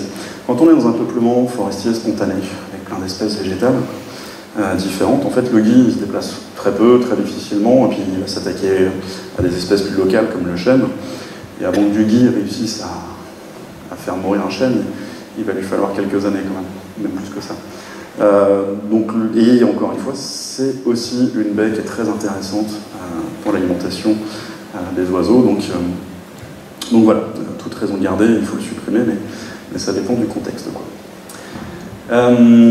Ce que je vous évoquais tout à l'heure, hein, les plantes qui peuvent s'installer sur un arbre, donc là on a beaucoup de mousse, on a probablement un peu de lichen, et puis on a ces fameux polypodes vulgaires là, qui, quand ils arrivent à ce stade-là très très dense, là, viennent recréer un véritable écosystème. Hein. Il y a une vraie canopée, entre guillemets, sous les frondes des fougères. Donc on a un nouvel environnement qui est à l'abri de la lumière du soleil, avec son humidité, avec sa capacité à héberger encore une faune qui est assez diversifiée. Et puis là, un exemple moi, que je mets toujours, mais c'est plus pour le côté un peu original, c'est un arbre qui est assez connu en Italie. C'est un mûrier blanc. Vous savez, le mûrier blanc, c'est une espèce qu'on connaît très bien, hein, qu'on a ramené par la route de la soie pour la sériciculture, pour la production du verre à soie. Et puis on s'est rendu compte qu'il était intéressant pour la production de fruits aussi. Et puis on s'est rendu compte qu'il est aussi intéressant en ville parce qu'il résiste bien à la pollution et aux extrêmes climatiques. Et puis on s'est rendu compte qu'il était intéressant en agroforesterie parce que ses feuilles sont très nutritives pour l'alimentation des bovins. Bon, c'est un arbre couteau suisse, quoi, qui est plutôt intéressant. Donc là, il a sa taille de formation classique en Italie pour la production fruitière. Et puis on a une espèce de plateau, là, comme ça, qui naît au-dessus, sur le dessus de l'arbre, où à nouveau on a de la matière organique qui va s'accumuler, des déjections d'oiseaux, etc. Puis on a à nouveau un vrai sol, en fait, qui finit par naître. Et puis on a un cerisier, là, qui est venu s'installer, un oiseau qui a dû déposer une graine naturellement. Et donc vous avez un mûrier blanc et un cerisier qui cohabitent, donc le cerisier a pris racine sur le mûrier. Ce qui est intéressant, c'est que la période de débourrage, donc l'apparition des feuilles, la période de floraison et la période de fructification ne sont pas du tout les mêmes. Vous avez vraiment un arbre à deux vitesses, là, visuellement c'est assez chouette. Voilà, c'est un exemple un peu extrême. Et l'exemple qu'on aime le moins voir, hein, c'est celui-là en général, c'est les insectes saproxylophages, hein, c'est les consommateurs du bois, qui nous font toujours un petit peu peur, et à raison, hein, parce que une fois qu'un saprox est installé dans l'arbre, il va venir consommer une bonne partie du bois mort de l'arbre. Ça peut créer des faiblesses mécaniques. On a des arbres qui arrivent à s'adapter en créant des renforts. Mais c'est vrai que, en général, l'activité, la progression est assez inéluctable. Et ça proxe, mais ça fait partie du cycle aussi de vieillissement d'un arbre. J'en profite pour parler d'un insecte en particulier, le grand capricorne. C'est un peu comme le lien, j'essaye de réhabiliter certaines espèces. Ça m'est arrivé des fois, le grand capricorne, aussi appelé capricorne du chêne, donc il est très présent chez nous, hein, surtout dans nos arbres têtards. Et comment dire, c'est arrivé souvent que des gens veuillent abattre leurs arbres têtards parce que voilà, on a l'impression qu'il est dangereux, et puis il y a ce grand capricorne qui est dedans. Et du coup, l'échange, c'est écoutez, non, enfin, votre arbre n'est pas spécialement dangereux. Vous pouvez couper quelques grosses branches qui peuvent être dangereuses, et puis laisser l'arbre tel qu'il est, il servira encore d'habitat pendant plusieurs dizaines d'années. Et puis l'inquiétude des gens, tout de suite, c'est attendez, le grand capricorne, moi je sais ce que c'est, la charpente, ma maison. Pour peu qu'on soit parti sur des maisons avec bardage bois, etc., les gens commencent à s'inquiéter. Alors qu'on parle bien de capricorne du chêne, une bonne raison. Et en fait, il faut bien avoir en tête que, pour ceux qui ne le savaient pas, c'est deux espèces différentes. Le grand capricorne qui vit dans vos charpentes, enfin j'espère pas, mais qui peut vivre dans votre charpente, et le grand capricorne qui vit dans le chêne, c'est deux espèces qui sont bien distinctes. Donc on a le cérambique cerdo, qui est aujourd'hui appelé en français capricorne du chêne, justement pour éviter la confusion. Et puis on a l'Iliotrupes de Julius, qui est maintenant appelé le capricorne des maisons. Donc il y a un phénomène qui est intéressant, c'est que le capricorne du chêne ne survivra pas dans votre maison, le capricorne des maisons ne survivra pas en milieu extérieur. Donc il n'y a pas d'interaction possible. Donc maintenant, quand vous entendez parler de grand capricorne, demandez avec précision de quelle espèce on parle. Ça évitera les confusions. Je vois que le temps passe vite. Hein. Qu'est-ce qu'il me reste comme diapo? Bon, on va y arriver. On va y arriver en accélérant un petit peu. La biodiversité du sol. On ne va pas en parler très longtemps, mais on va en parler quand même. Le sol, c'est... il y a une richesse insoupçonnée dans le sol. On a les arthropodes, hein, les invertébrés qu'on trouve en grande quantité dans le sol. Les nématodes, que vous voyez juste en bas à gauche, là, c'est des petits vers qui font moins de 3 mm. C'est des prédateurs, c'est des décomposeurs de la matière organique qui participent activement à la création de ce qu'on appelle les sols. On a les protozoaires aussi. Alors ça, j'aime bien en parler, c'est des micro-organismes unicellulaires, ils se nourrissent de bactéries et eux, ils nourrissent les vers de terre. Ils ont une particularité intéressante, c'est qu'ils ont un ratio carbone-azote qui est de 30 pour 1. Donc en gros, quand on a un potager, les protozoaires, ou quand on est agriculteur, c'est vraiment un groupe qu'il faut essayer d'avoir dans son sol, parce que ça va être un groupe qui va réellement créer de l'azote, qui va vraiment créer un indice de fertilité intéressant pour tout ce qui est plantes annuelles. On a les lombriques, je ne vous les présente pas, hein, ils aèrent le sol, pareil, ils favorisent la minéralisation des différents matériaux. Hein? Les vers blancs. Les vers blancs? Je ne vois pas. Les vers à tête plate, vous voulez dire? Ah, alors je ne sais pas de quoi vous parlez.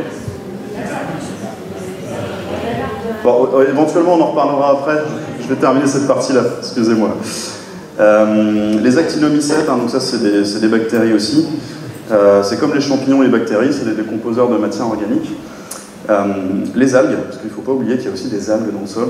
Il y a une étude du CNRS qui date du début de l'année, qui a démontré qu'on avait, en moyenne dans le monde, c'est une grosse fourchette, on avait 5 millions d'algues par gramme de terre en moyenne dans le monde. Les algues, elles sont intéressantes parce qu'elles captent le CO2 atmosphérique, donc c'est des sources de carbone, comment dire, organique, hein. Elles captent le carbone, elles le transforment. On estime, la même étude estimait la captation de carbone et le stockage du carbone dans le sol lié aux algues à 3,6 gigatonnes par an, soit 30% des émissions de carbone de l'homme annuel. Donc il faut éviter de tuer nos sols et les algues, puisque c'est un des grands acteurs du stockage du carbone dans le sol. Parce qu'on parle beaucoup des arbres comme puits de carbone, mais il ne faut pas oublier le stockage du carbone dans le sol. C'est pour ça que les prairies aussi sont importantes, les landes aussi sont importantes, les milieux ouverts sont aussi importants pour le stockage du carbone dans le sol.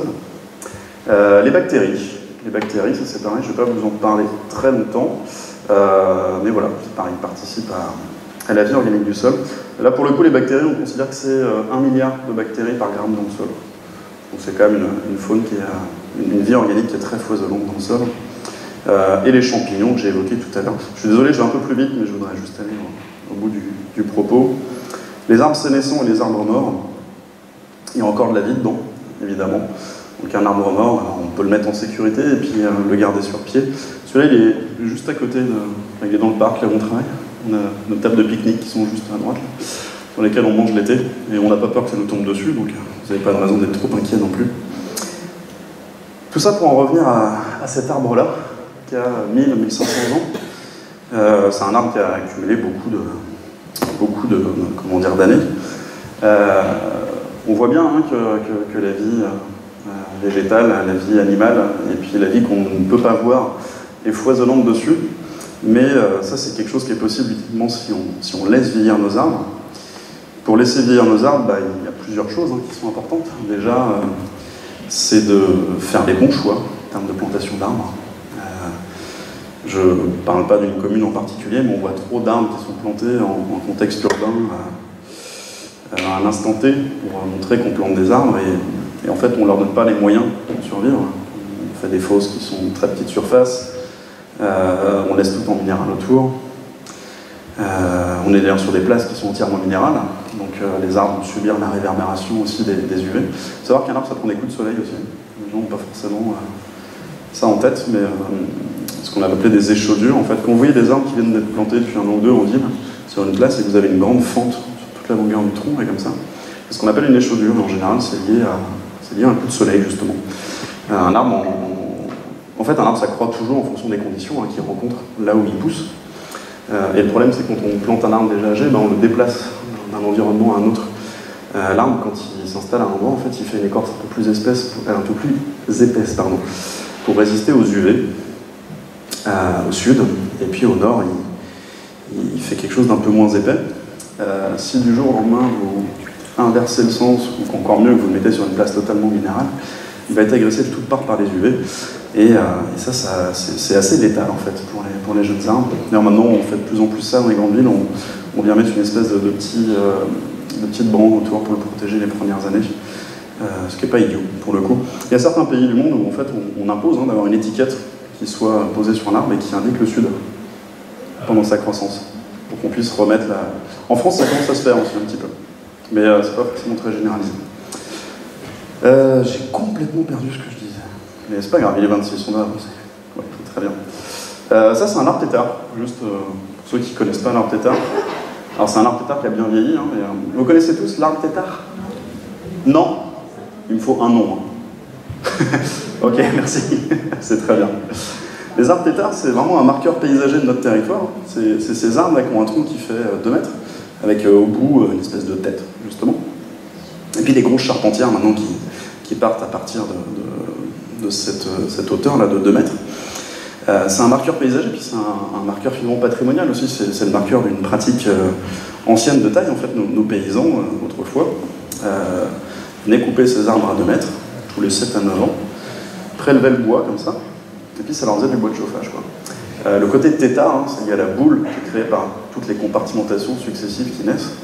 Alors une fois j'étais en mairie, je ne sais plus quelle mairie, et puis je présente à un groupe de travail de biodiversité la plateforme qu'on a créée sur les mares, les arbres tétards, les vergers. 3 quarts d'heure, 1 heure de présentation. Et puis à la fin, il y a une dame qui vient me voir et qui me fait mais j'ai pas compris l'arbre, le tétard et la mare. Comment ça interagit tout ça? J'étais mince, dommage, 3 quarts d'heure. On recommence. Non, pas trêve de plaisanterie. Il y a une question qui est toujours intéressante à poser. Il y a de plus en plus de gens qui connaissent la réponse. En tout cas, même ceux qui donnent des mauvaises réponses ont toujours des mauvaises réponses intelligentes. N'ayez pas peur des mauvaises réponses. Pourquoi est-ce qu'on les taillait à 2 mètres, ces arbres? Hauteur d'un homme, échelle pas plus haute. C'est intelligent, mais c'est faux, mais c'est intelligent. D'autres raisons?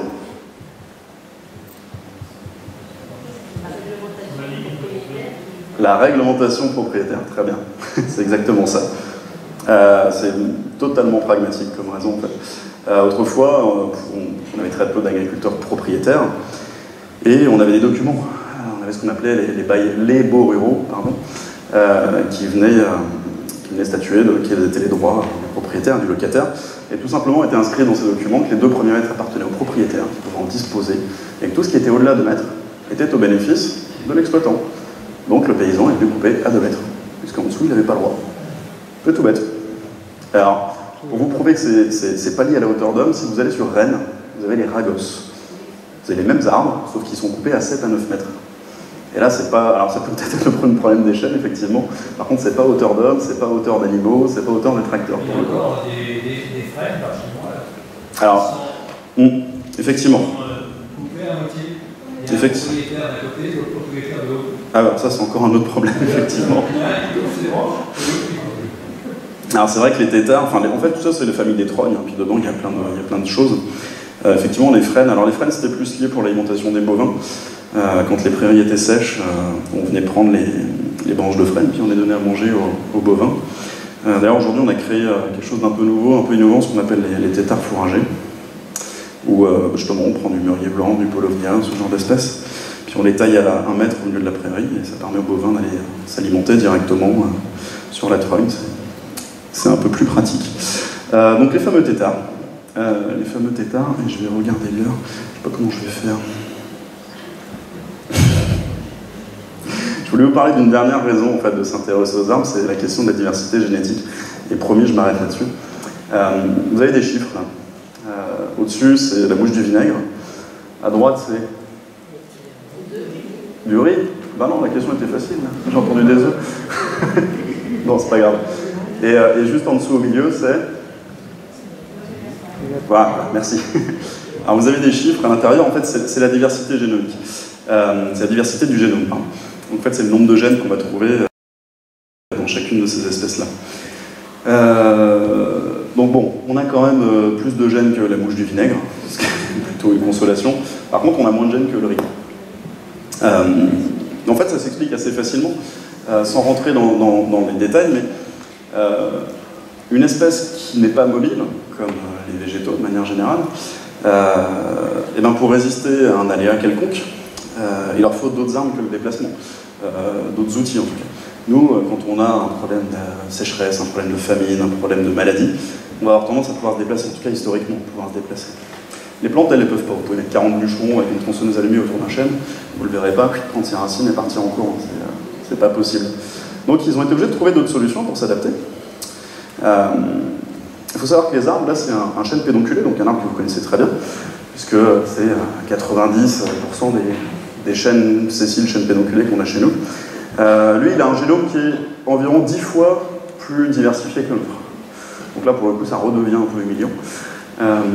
Mais il y a une bonne raison à ça. C'est que c'est ce génome-là qui va lui permettre de s'adapter. Il y a une étude qui date de 2018, qui a été portée notamment par l'INRA, mais pas que, qui est venue séquencer ce génome. Et on s'est rendu compte de plusieurs choses. Alors déjà, on s'est rendu compte qu'ils avaient tout un arsenal de gènes, justement en lien avec ce qu'on disait tout à l'heure, la question de la coévolution entre le parasite et puis l'individu hôte. On a tout un arsenal de gènes qui sont faits pour résister à des attaques bactériennes, à des attaques de champignons, à des attaques d'insectes, etc. Et puis, on a un autre phénomène. C'est des mutations somatiques. C'est-à-dire que l'arbre, tout au long de sa vie, il va subir des aléas, il va en tirer les conséquences, il va s'adapter. Et donc en fait, ils ont fait ce test-là en allant prélever au bout de différentes branches de l'arbre le génome, et en séquençant, ils se sont rendus compte que selon la branche de l'arbre, on avait un génome qui pouvait être différent et qu'on avait des marqueurs génétiques qui allaient cibler des gènes qui avaient un rôle dans l'adaptation, dans la survie de l'arbre. Et autre phénomène intéressant, ils se sont rendus compte qu'en plus, ces marqueurs génétiques étaient transmissibles dans la descendance de l'arbre. Alors ça, c'est très intéressant, parce que si on reprend notre arbre de tout à l'heure, qui a 1000-1500 ans, qui a subi plein d'aléas climatiques, qui a perdu des branches, qu'on a créé des nouvelles, à chaque fois qu'un bourgeon secondaire se développe, pas le bourgeon terminal, mais à chaque fois qu'un bourgeon secondaire se développe, on a l'arbre qui va venir puiser dans ce génome-là, un peu comme un motus, et puis il va en sortir des gènes qui vont s'exprimer aléatoirement, et qui des fois vont être très favorables, des fois vont être inutiles, puis des fois défavorables. Ça va faire une sélection en fait au niveau des charpentières, des rameaux des nouvelles branches. Et l'arbre, en fait, il va être capable de garder ça en mémoire. Il va être capable de garder ça en mémoire, et il est capable de le transmettre à sa descendance. Donc un arbre ancien, on n'a pas eu le temps d'aller très loin sur la partie souterraine, mais un arbre ancien, il a créé des liens dans le sol, avec des champignons, des bactéries, des algues, etc.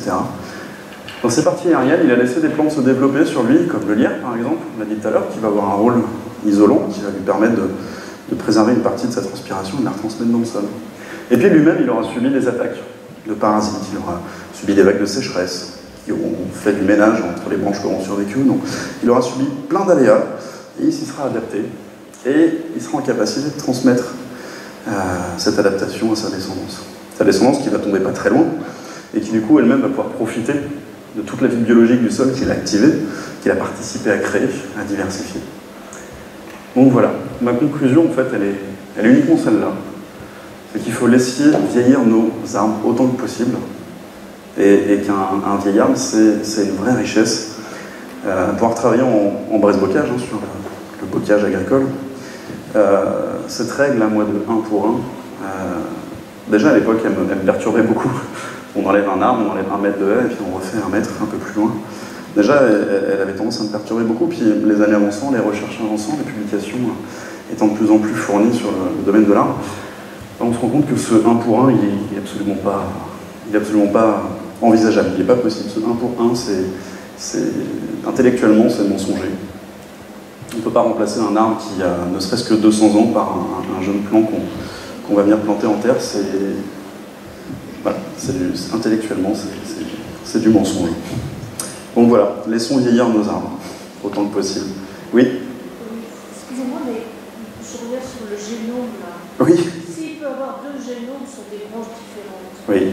Il va transmettre 2 génomes différents, oui. C'est clair, on est d'accord. Oui. C'est ce qui va permettre aussi de créer de la diversité génétique dans un peuplement. D'ailleurs, quand on ne parle pas de prendre des espèces d'autres pays, parce qu'on pense qu'elles sont plus adaptées chez nous, ce qu'on va essayer de faire plutôt, c'est d'aller prendre par exemple du chêne pédonculé du bassin méditerranéen, qui lui a subi des vagues de sécheresse, des vagues de chaleur importantes, et on va venir les mettre, ce qu'on appelle en plantation d'enrichissement, dans nos peuplements de chêne pédonculé. En fait, l'idée, c'est qu'un peuplement forestier, il faut la diversité d'espèces, et il faut de la diversité génétique. C'est pour ça que la question de l'orme champêtre tout à l'heure, je trouvais intéressant de l'aborder, parce qu'en fait, faire que du clonage du même individu, c'est complexe en termes de diversité génétique. En fait, si demain j'ai un aléa, on va prendre des exemples très simples, mais si j'ai une sécheresse qui attaque mon peuplement, mais que j'ai certains arbres qui sont issus de semis qui sont plus résistants génétiquement à la sécheresse, ben j'aurai toujours une part de mon peuplement qui résistera mieux à la sécheresse que le reste du peuplement, et j'aurai toujours une base de départ pour renouveler mon peuplement. Donc voilà, effectivement, sur un seul arbre, on va avoir plusieurs expressions du génome différentes en fonction du vécu de chaque branche, mais c'est aussi ce qui fait la diversité génétique de la descendance qui va être fournie. Et puis, plus l'arbre vieillit, de toute façon, plus l'accumulation le long de la branche d'adaptation est importante. Et les glands, si on parle du chêne, sont rarement produits au niveau du tronc, ils sont produits toujours au niveau des extrémités des branches. Donc on a toujours ce phénomène d'accumulation génétique qui est très intéressant à valoriser. Oui? Oui. En tout début d'intervention, vous avez dit que... Vous avez meilleure mémoire que moi. que un kilo de... Oui, de carbone. De bois, pardon. De bois, oui. Absorbait 1,8... était créé sur la base d'1,8 kg et quelques de gaz carbonique, oui. Mais sur quelle durée? Alors, c'est pas une question de durée, alors oui. Alors, encore une fois, c'est des chiffres qui servent à illustrer un principe, parce qu'effectivement, selon l'espèce, selon le stade de maturité de l'arbre, selon le climat même où il va se trouver, en fait, cette équivalence, elle peut varier, mais c'est pas une question de période, en fait. C'est pour ça que moi, j'avais mis 1000, par exemple, sur la diapo. Oui. Là, je vous dis 1 kg. En fait, ça va dépendre vraiment des espèces. Là, en ce moment, on a plein d'articles sur le paulownia, qui est censé pouvoir capter 30 fois plus de dioxyde de carbone que nos espèces locales. Donc en fait, cette notion de en combien de temps un arbre stocke quelle quantité de carbone, eh ben, ça dépend de l'espèce. Cette année, on a eu de la sécheresse, par exemple, donc les arbres ont très peu pu croître. Donc du coup, cette année, on a eu très peu de stockage de carbone sur les arbres, par exemple. Donc je ne peux pas vous donner un chiffre, en fait, à proprement parler, parce que déjà, ce que je vous ai donné, c'est vraiment un résumé. Globalement. Donc voilà. Vous avez d'autres questions? Oui? Oui. Ok. Alors, est-ce qu'il faut sélectionner des arbres, quand on en a plusieurs, qui sont proches les uns des autres. Si vous êtes forestier, oui, parce que vous allez chercher à privilégier clairement le plus bel arbre avec le fût, avec le moins de défauts. Si vous voulez laisser évoluer un peuplement forestier naturellement, non, parce que tout simplement, on va avoir une sélection naturelle qui va finir par se faire, c'est-à-dire qu'on va avoir une compétition pour la lumière, on va avoir un ou plusieurs arbres qui vont gagner, et ceux qui sont dominés vont soit végéter pendant très longtemps, soit mourir très rapidement, et ce faisant, en fait, ils vont retourner au sol, ils vont servir d'abord d'habitat à nouveau pour la biodiversité, et ensuite ils vont retourner au sol, se dégrader, et venir nourrir le sol. Donc, cette notion d'interventionnisme, il faut qu'elle ait un objectif. Si on veut produire quelque chose, oui, on va intervenir. Si on veut laisser un peu plus moins évoluer naturellement, non, on ne va pas intervenir. Oui, ah bah oui, peut-être parce que pour aller chercher la lumière. Alors là, si vous ne voulez pas avoir de problème par exemple de sécurité, cette arme qui pourrait présenter des défauts, effectivement, vous allez peut-être être obligé de faire une sélection. Mais quand on parle d'habitat naturel à proprement parler, non. C'est comme je disais tout à l'heure, un arbre, si ça tombe et ça meurt, sur une forêt, c'est tant mieux, c'est normal en fait, ça va créer d'autres habitats au sol, quoi. Autre question? Oui? Le carbone qui est stocké, lorsque l'arbre est brûlé, est-ce que le carbone... Oui, complètement. Oui, c'est le cycle du carbone. Hein. Après ce cycle-là, la question du carbone, il ne faut jamais oublier qu'il y a le cycle du carbone naturel. Donc effectivement, on a des arbres qui stockent du carbone, qui tombent au sol. L'arbre se dégrade, il y a une partie de la vie du sol qui va recapter ce carbone et l'intégrer dans le sol, et puis il y a une partie du carbone qui va être relarguée dans l'atmosphère. Ça c'est normal, le cycle du carbone normal. Je me envie de dire, se chauffer au bois de chauffage, c'est pas un vrai problème en soi. Hein. Pour un arbre abattu, on a d'autres forêts qui vont s'installer. Ce qui est problématique, c'est le carbone fossilisé qu'on introduit dans le circuit. Voilà, faut pas trop jeter la pierre aux cheminées, si c'était ça le... Ah oui, par contre, les feux de forêt, ça c'est un vrai problème. Ouais. Effectivement, ça c'est une vraie problématique. On n'a pas eu le temps d'en parler, hein, mais cet été on a vu un peu ce que ça pouvait donner. Effectivement, oui. C'est peut-être hors de propos, mais les cyprès disparaissent tout du long des pointes du golfe. Là. Est-ce qu'il est envisagé de les remplacer par d'autres essences En fait, effectivement, sur le littoral, donc on l'a dit tout à l'heure, on observe un dépérissement assez généralisé. Alors, plus on est sur la façade océanique, plus il est accentué. Plus on revient vers Vannes, moins il est accentué, ça c'est normal. C'est les pins en fait, beaucoup qui dépérissent. Les cyprès aussi. Les cyprès aussi, oui. Oui, les cyprès aussi. Mais c'est les pins qui subissent le plus, et les cyprès aussi. Mais non, en fait, on considère aujourd'hui qu'il y a les cyprès peuvent être renouvelés, par exemple. En fait, le littoral, il y a plusieurs problématiques qui rentrent en ligne de compte.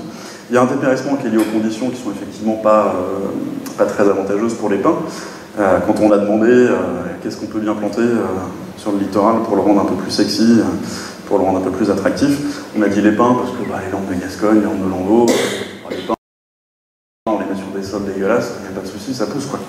Sauf que ces pins-là, en général, on les récoltait à 60-70 ans. Quoi. Donc on ne connaissait pas bien ce qui se passait derrière. Là, on a un lieu d'observation à taille réelle. Et puis l'autre problématique, c'est que là, on les soumet à un climat comment dire, qui est fortement impacté par le sel. Le côté attractif a plutôt bien fonctionné. Hein. On a quand même énormément de monde qui circule sur nos sentiers de randonnée littoraux l'été. D'un point de vue touristique, c'est intéressant. D'un point de vue sol, c'est très compliqué, parce qu'on a des sols qui deviennent complètement tassés, donc ils deviennent asphyxiés, donc on n'a plus de vie organique dans le sol. L'eau ne pénètre plus dans le sol non plus. L'eau ne pénètre plus dans le sol. On n'a plus d'échanges gazeux entre les racines en surface et l'extérieur, parce qu'on a aussi des échanges gazeux entre la moissonnière et la zone hors sol. Donc ça accélère aussi le dépérissement de ces arbres-là. Donc c'est une autre problématique qu'on a sur les arbres du littoral. Pour ce qui est de répondre à votre question, est-ce qu'il est envisagé de les remplacer? On a travaillé au parc depuis 2018, je pense, sur ce qu'on appelle le plan de paysage 2, renouveau de la végétation arborée du littoral. Il y a un truc qu'il ne faut pas oublier, c'est que le littoral, avant les années 60, globalement, c'était assez pelé quand même comme paysage. Hein. C'était de la lande, il n'y avait pas grand-chose. Hein. Les îles du Golfe, il faut bien les imaginer, sans trop de végétation, ou en tout cas spontanée. Donc qu'est-ce qu'il faudra faire sur le littoral? Je ne pense pas qu'il y ait une solution unique là-dessus. Il y a du cas par cas, beaucoup. Alors la première chose, c'est qu'on peut essayer de réhabiliter certaines landes, parce que les landes, elles ont aussi un rôle à jouer en termes d'élargissement de la biodiversité. On a toute une biodiversité qui est vraiment liée aux landes, qui ont besoin des landes pour survivre. Et puis après, la question des peuplements forestiers, il y a plusieurs réponses. On a des peuplements de pins qui sont globalement assez stériles, c'est-à-dire qu'il ne se passe rien en dessous, on a très peu de régénération. Et là, il va falloir se poser les bonnes questions, savoir qu'est-ce qu'on fait de ces peuplements de pins-là. On a des peuplements de pins, on a de la régénération de pins, de la régénération de feuillus, etc. Donc là, ça peut valoir le coup de laisser évoluer finalement spontanément ces peuplements-là, mettre en sécurité les chemins, évidemment, en coupant les arbres qui peuvent être dangereux ou ceux qui peuvent emporter le sentier côtier quand ils vont tomber. Et puis on en a certains où on a une vie foisonnante, justement, feuillue, qui vient se réinstaller, on a un sous-étage, etc. On a beaucoup de chênes verts aussi qui s'installent dans ces peuplements littoraux. Il y en a certains où la régénération est plus compliquée, donc on peut envisager de faire de la plantation d'enrichissement, comme on l'a évoqué tout à l'heure. Et puis après, il y a la question des arbres un peu isolés, où là, effectivement, on est plus sur des problématiques assez similaires à ce qu'on peut vivre en ville. Oui, pareil, il va falloir choisir les bonnes essences. Mais le problème, en fait, souvent, face à cette problématique-là, c'est qu'on nous demande est-ce que vous avez une liste d'essences à planter. Et en fait, la réalité là-dessus, c'est moi, j'ai une liste de questions à vous poser avant de choisir une espèce. Quel est le lieu, quelle est la station, quel est l'usage de l'endroit où on veut planter un arbre, quel est l'objectif de la plantation, est-ce que le but c'est juste de replanter un arbre pour un arbre, ou est-ce que, je sais pas, on va faire un verger citoyen par exemple pour faire de la production fruitière, est-ce qu'on veut recréer une forêt, est-ce qu'on veut recréer un parc arboré, voilà, en fait il faut répondre à toutes ces questions-là avant de pouvoir savoir qu'est-ce qu'on va planter. Donc il n'y a pas une solution, mais il y a toute une liste de questions auxquelles il faut répondre. Alors, en tout cas, ce qui est sûr, c'est qu'il y a certaines espèces qu'on va pouvoir continuer globalement à replanter dans celles qui existent déjà. Le cyprès, on peut imaginer qu'il ait encore sa place par chez nous en replantation. Un des pins aussi, le Pinus radiata, pin sinis, on peut envisager de le replanter. Pin maritime, pin sylvestre, ça devient quand même très compliqué pour chez nous, c'est sûr. Ça répond à votre question? Oui, très bien. Oui, je sais plus qui pose. Oui, c'est bon. Est-ce que vous avez une autre question? Est-ce qu'on a encore un peu de temps, plutôt, là-haut? Oui, non, non. Une question? Ok. Quelqu'un d'autre a une question? Non, ça y est, je vous ai assommé. Ah, oui, une, deux. Waouh. Oui. C'est ok. Alors, les rejets au pied d'un arbre, alors on va essayer de répondre vite à cette question-là. Globalement, le rejet au pied d'un arbre, c'est plus ou moins signe d'un stress. C'est un stress. Comment? Ah, c'est le mot stress, pardon, ok. Oui, il faut que je parle dans le micro. Le stress, il peut être lié à plein de raisons différentes. Si je prends l'exemple des fruitiers, par exemple, le stress, ça peut être, vous savez, on a un porte-greffe et une greffe sur les fruitiers. Ça peut être, par exemple, un porte-greffe qui est trop vigoureux pour une greffe qui n'est pas assez vigoureuse. Du coup, il a beau envoyer de l'énergie là-haut, la greffe, elle répond pas positivement, elle se développe pas suffisamment vite, donc du coup, il va faire des rejets au pied, parce qu'il faut bien qu'il fasse quelque chose de ce qu'il a trouvé dans le sol. Le châtaignier, ça c'est un exemple intéressant. Vous avez des exemples de très vieux châtaigniers qui commencent à tourner, là, comme ça, quand ils sont vieux, ils commencent à se torser, là, comme ça. Le châtaignier, il a cette capacité, en fait, à laisser mourir ses parties aériennes. Alors ça peut être au bout de 100 ans, 200 ans, ça peut être très tôt à cause du chancre, ça peut être au bout de 1500 ans, 2500 ans. Mais c'est pas grave parce qu'en fait le racinaire lui va survivre. Et donc du coup très tôt il commence à refaire des rejets pour préparer la nouvelle génération de ces parties aériennes. C'est le même individu en fait, mais c'est juste que les parties aériennes sont renouvelées. Qu'est-ce qu'on peut avoir d'autre? On a certaines espèces, quand elles sentent que ça commence à se gâter, elles vont aussi faire des rejets, alors pas forcément directement au pied de l'arbre, mais ce qu'on appelle des drageons, à partir du racinaire. Le robinet Phlosacacia, qui est une espèce invasive, dès qu'il est en stress, dès qu'il sait que l'arbre en lui-même va mourir, il va vous faire des rejets partout. Après, c'est des drageons en fait, qui vont s'individualiser. Comment? Pareil. C'est invasif aussi, hein. Sur le littoral, il est connu pour être invasif. Ça répond à votre question? Ok. Et il y en avait une dernière.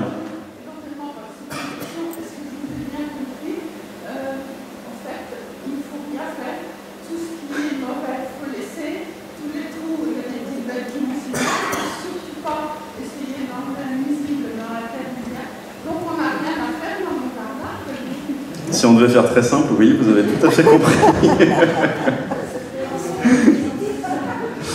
Effectivement. Alors après, voilà, il y a toutes les exceptions qu'on a évoquées, l'arrivée de la graphiose sur l'orme, là, si on laisse faire, et de toute façon, même en faisant quelque chose, on va avoir du mal à limiter les phénomènes. Il y a la question de mise en sécurité des biens des personnes, toutes ces choses-là. Mais ce serait con de tomber maintenant. On remarque que c'est fini. Mais oui, globalement, il n'y a rien à faire, en fait. Il n'y a pas grand-chose à faire. Eh ben, si vous avez compris qu'il ne fallait pas faire grand-chose et laisser vieillir les arbres, ce sera tout pour moi et je vous remercie.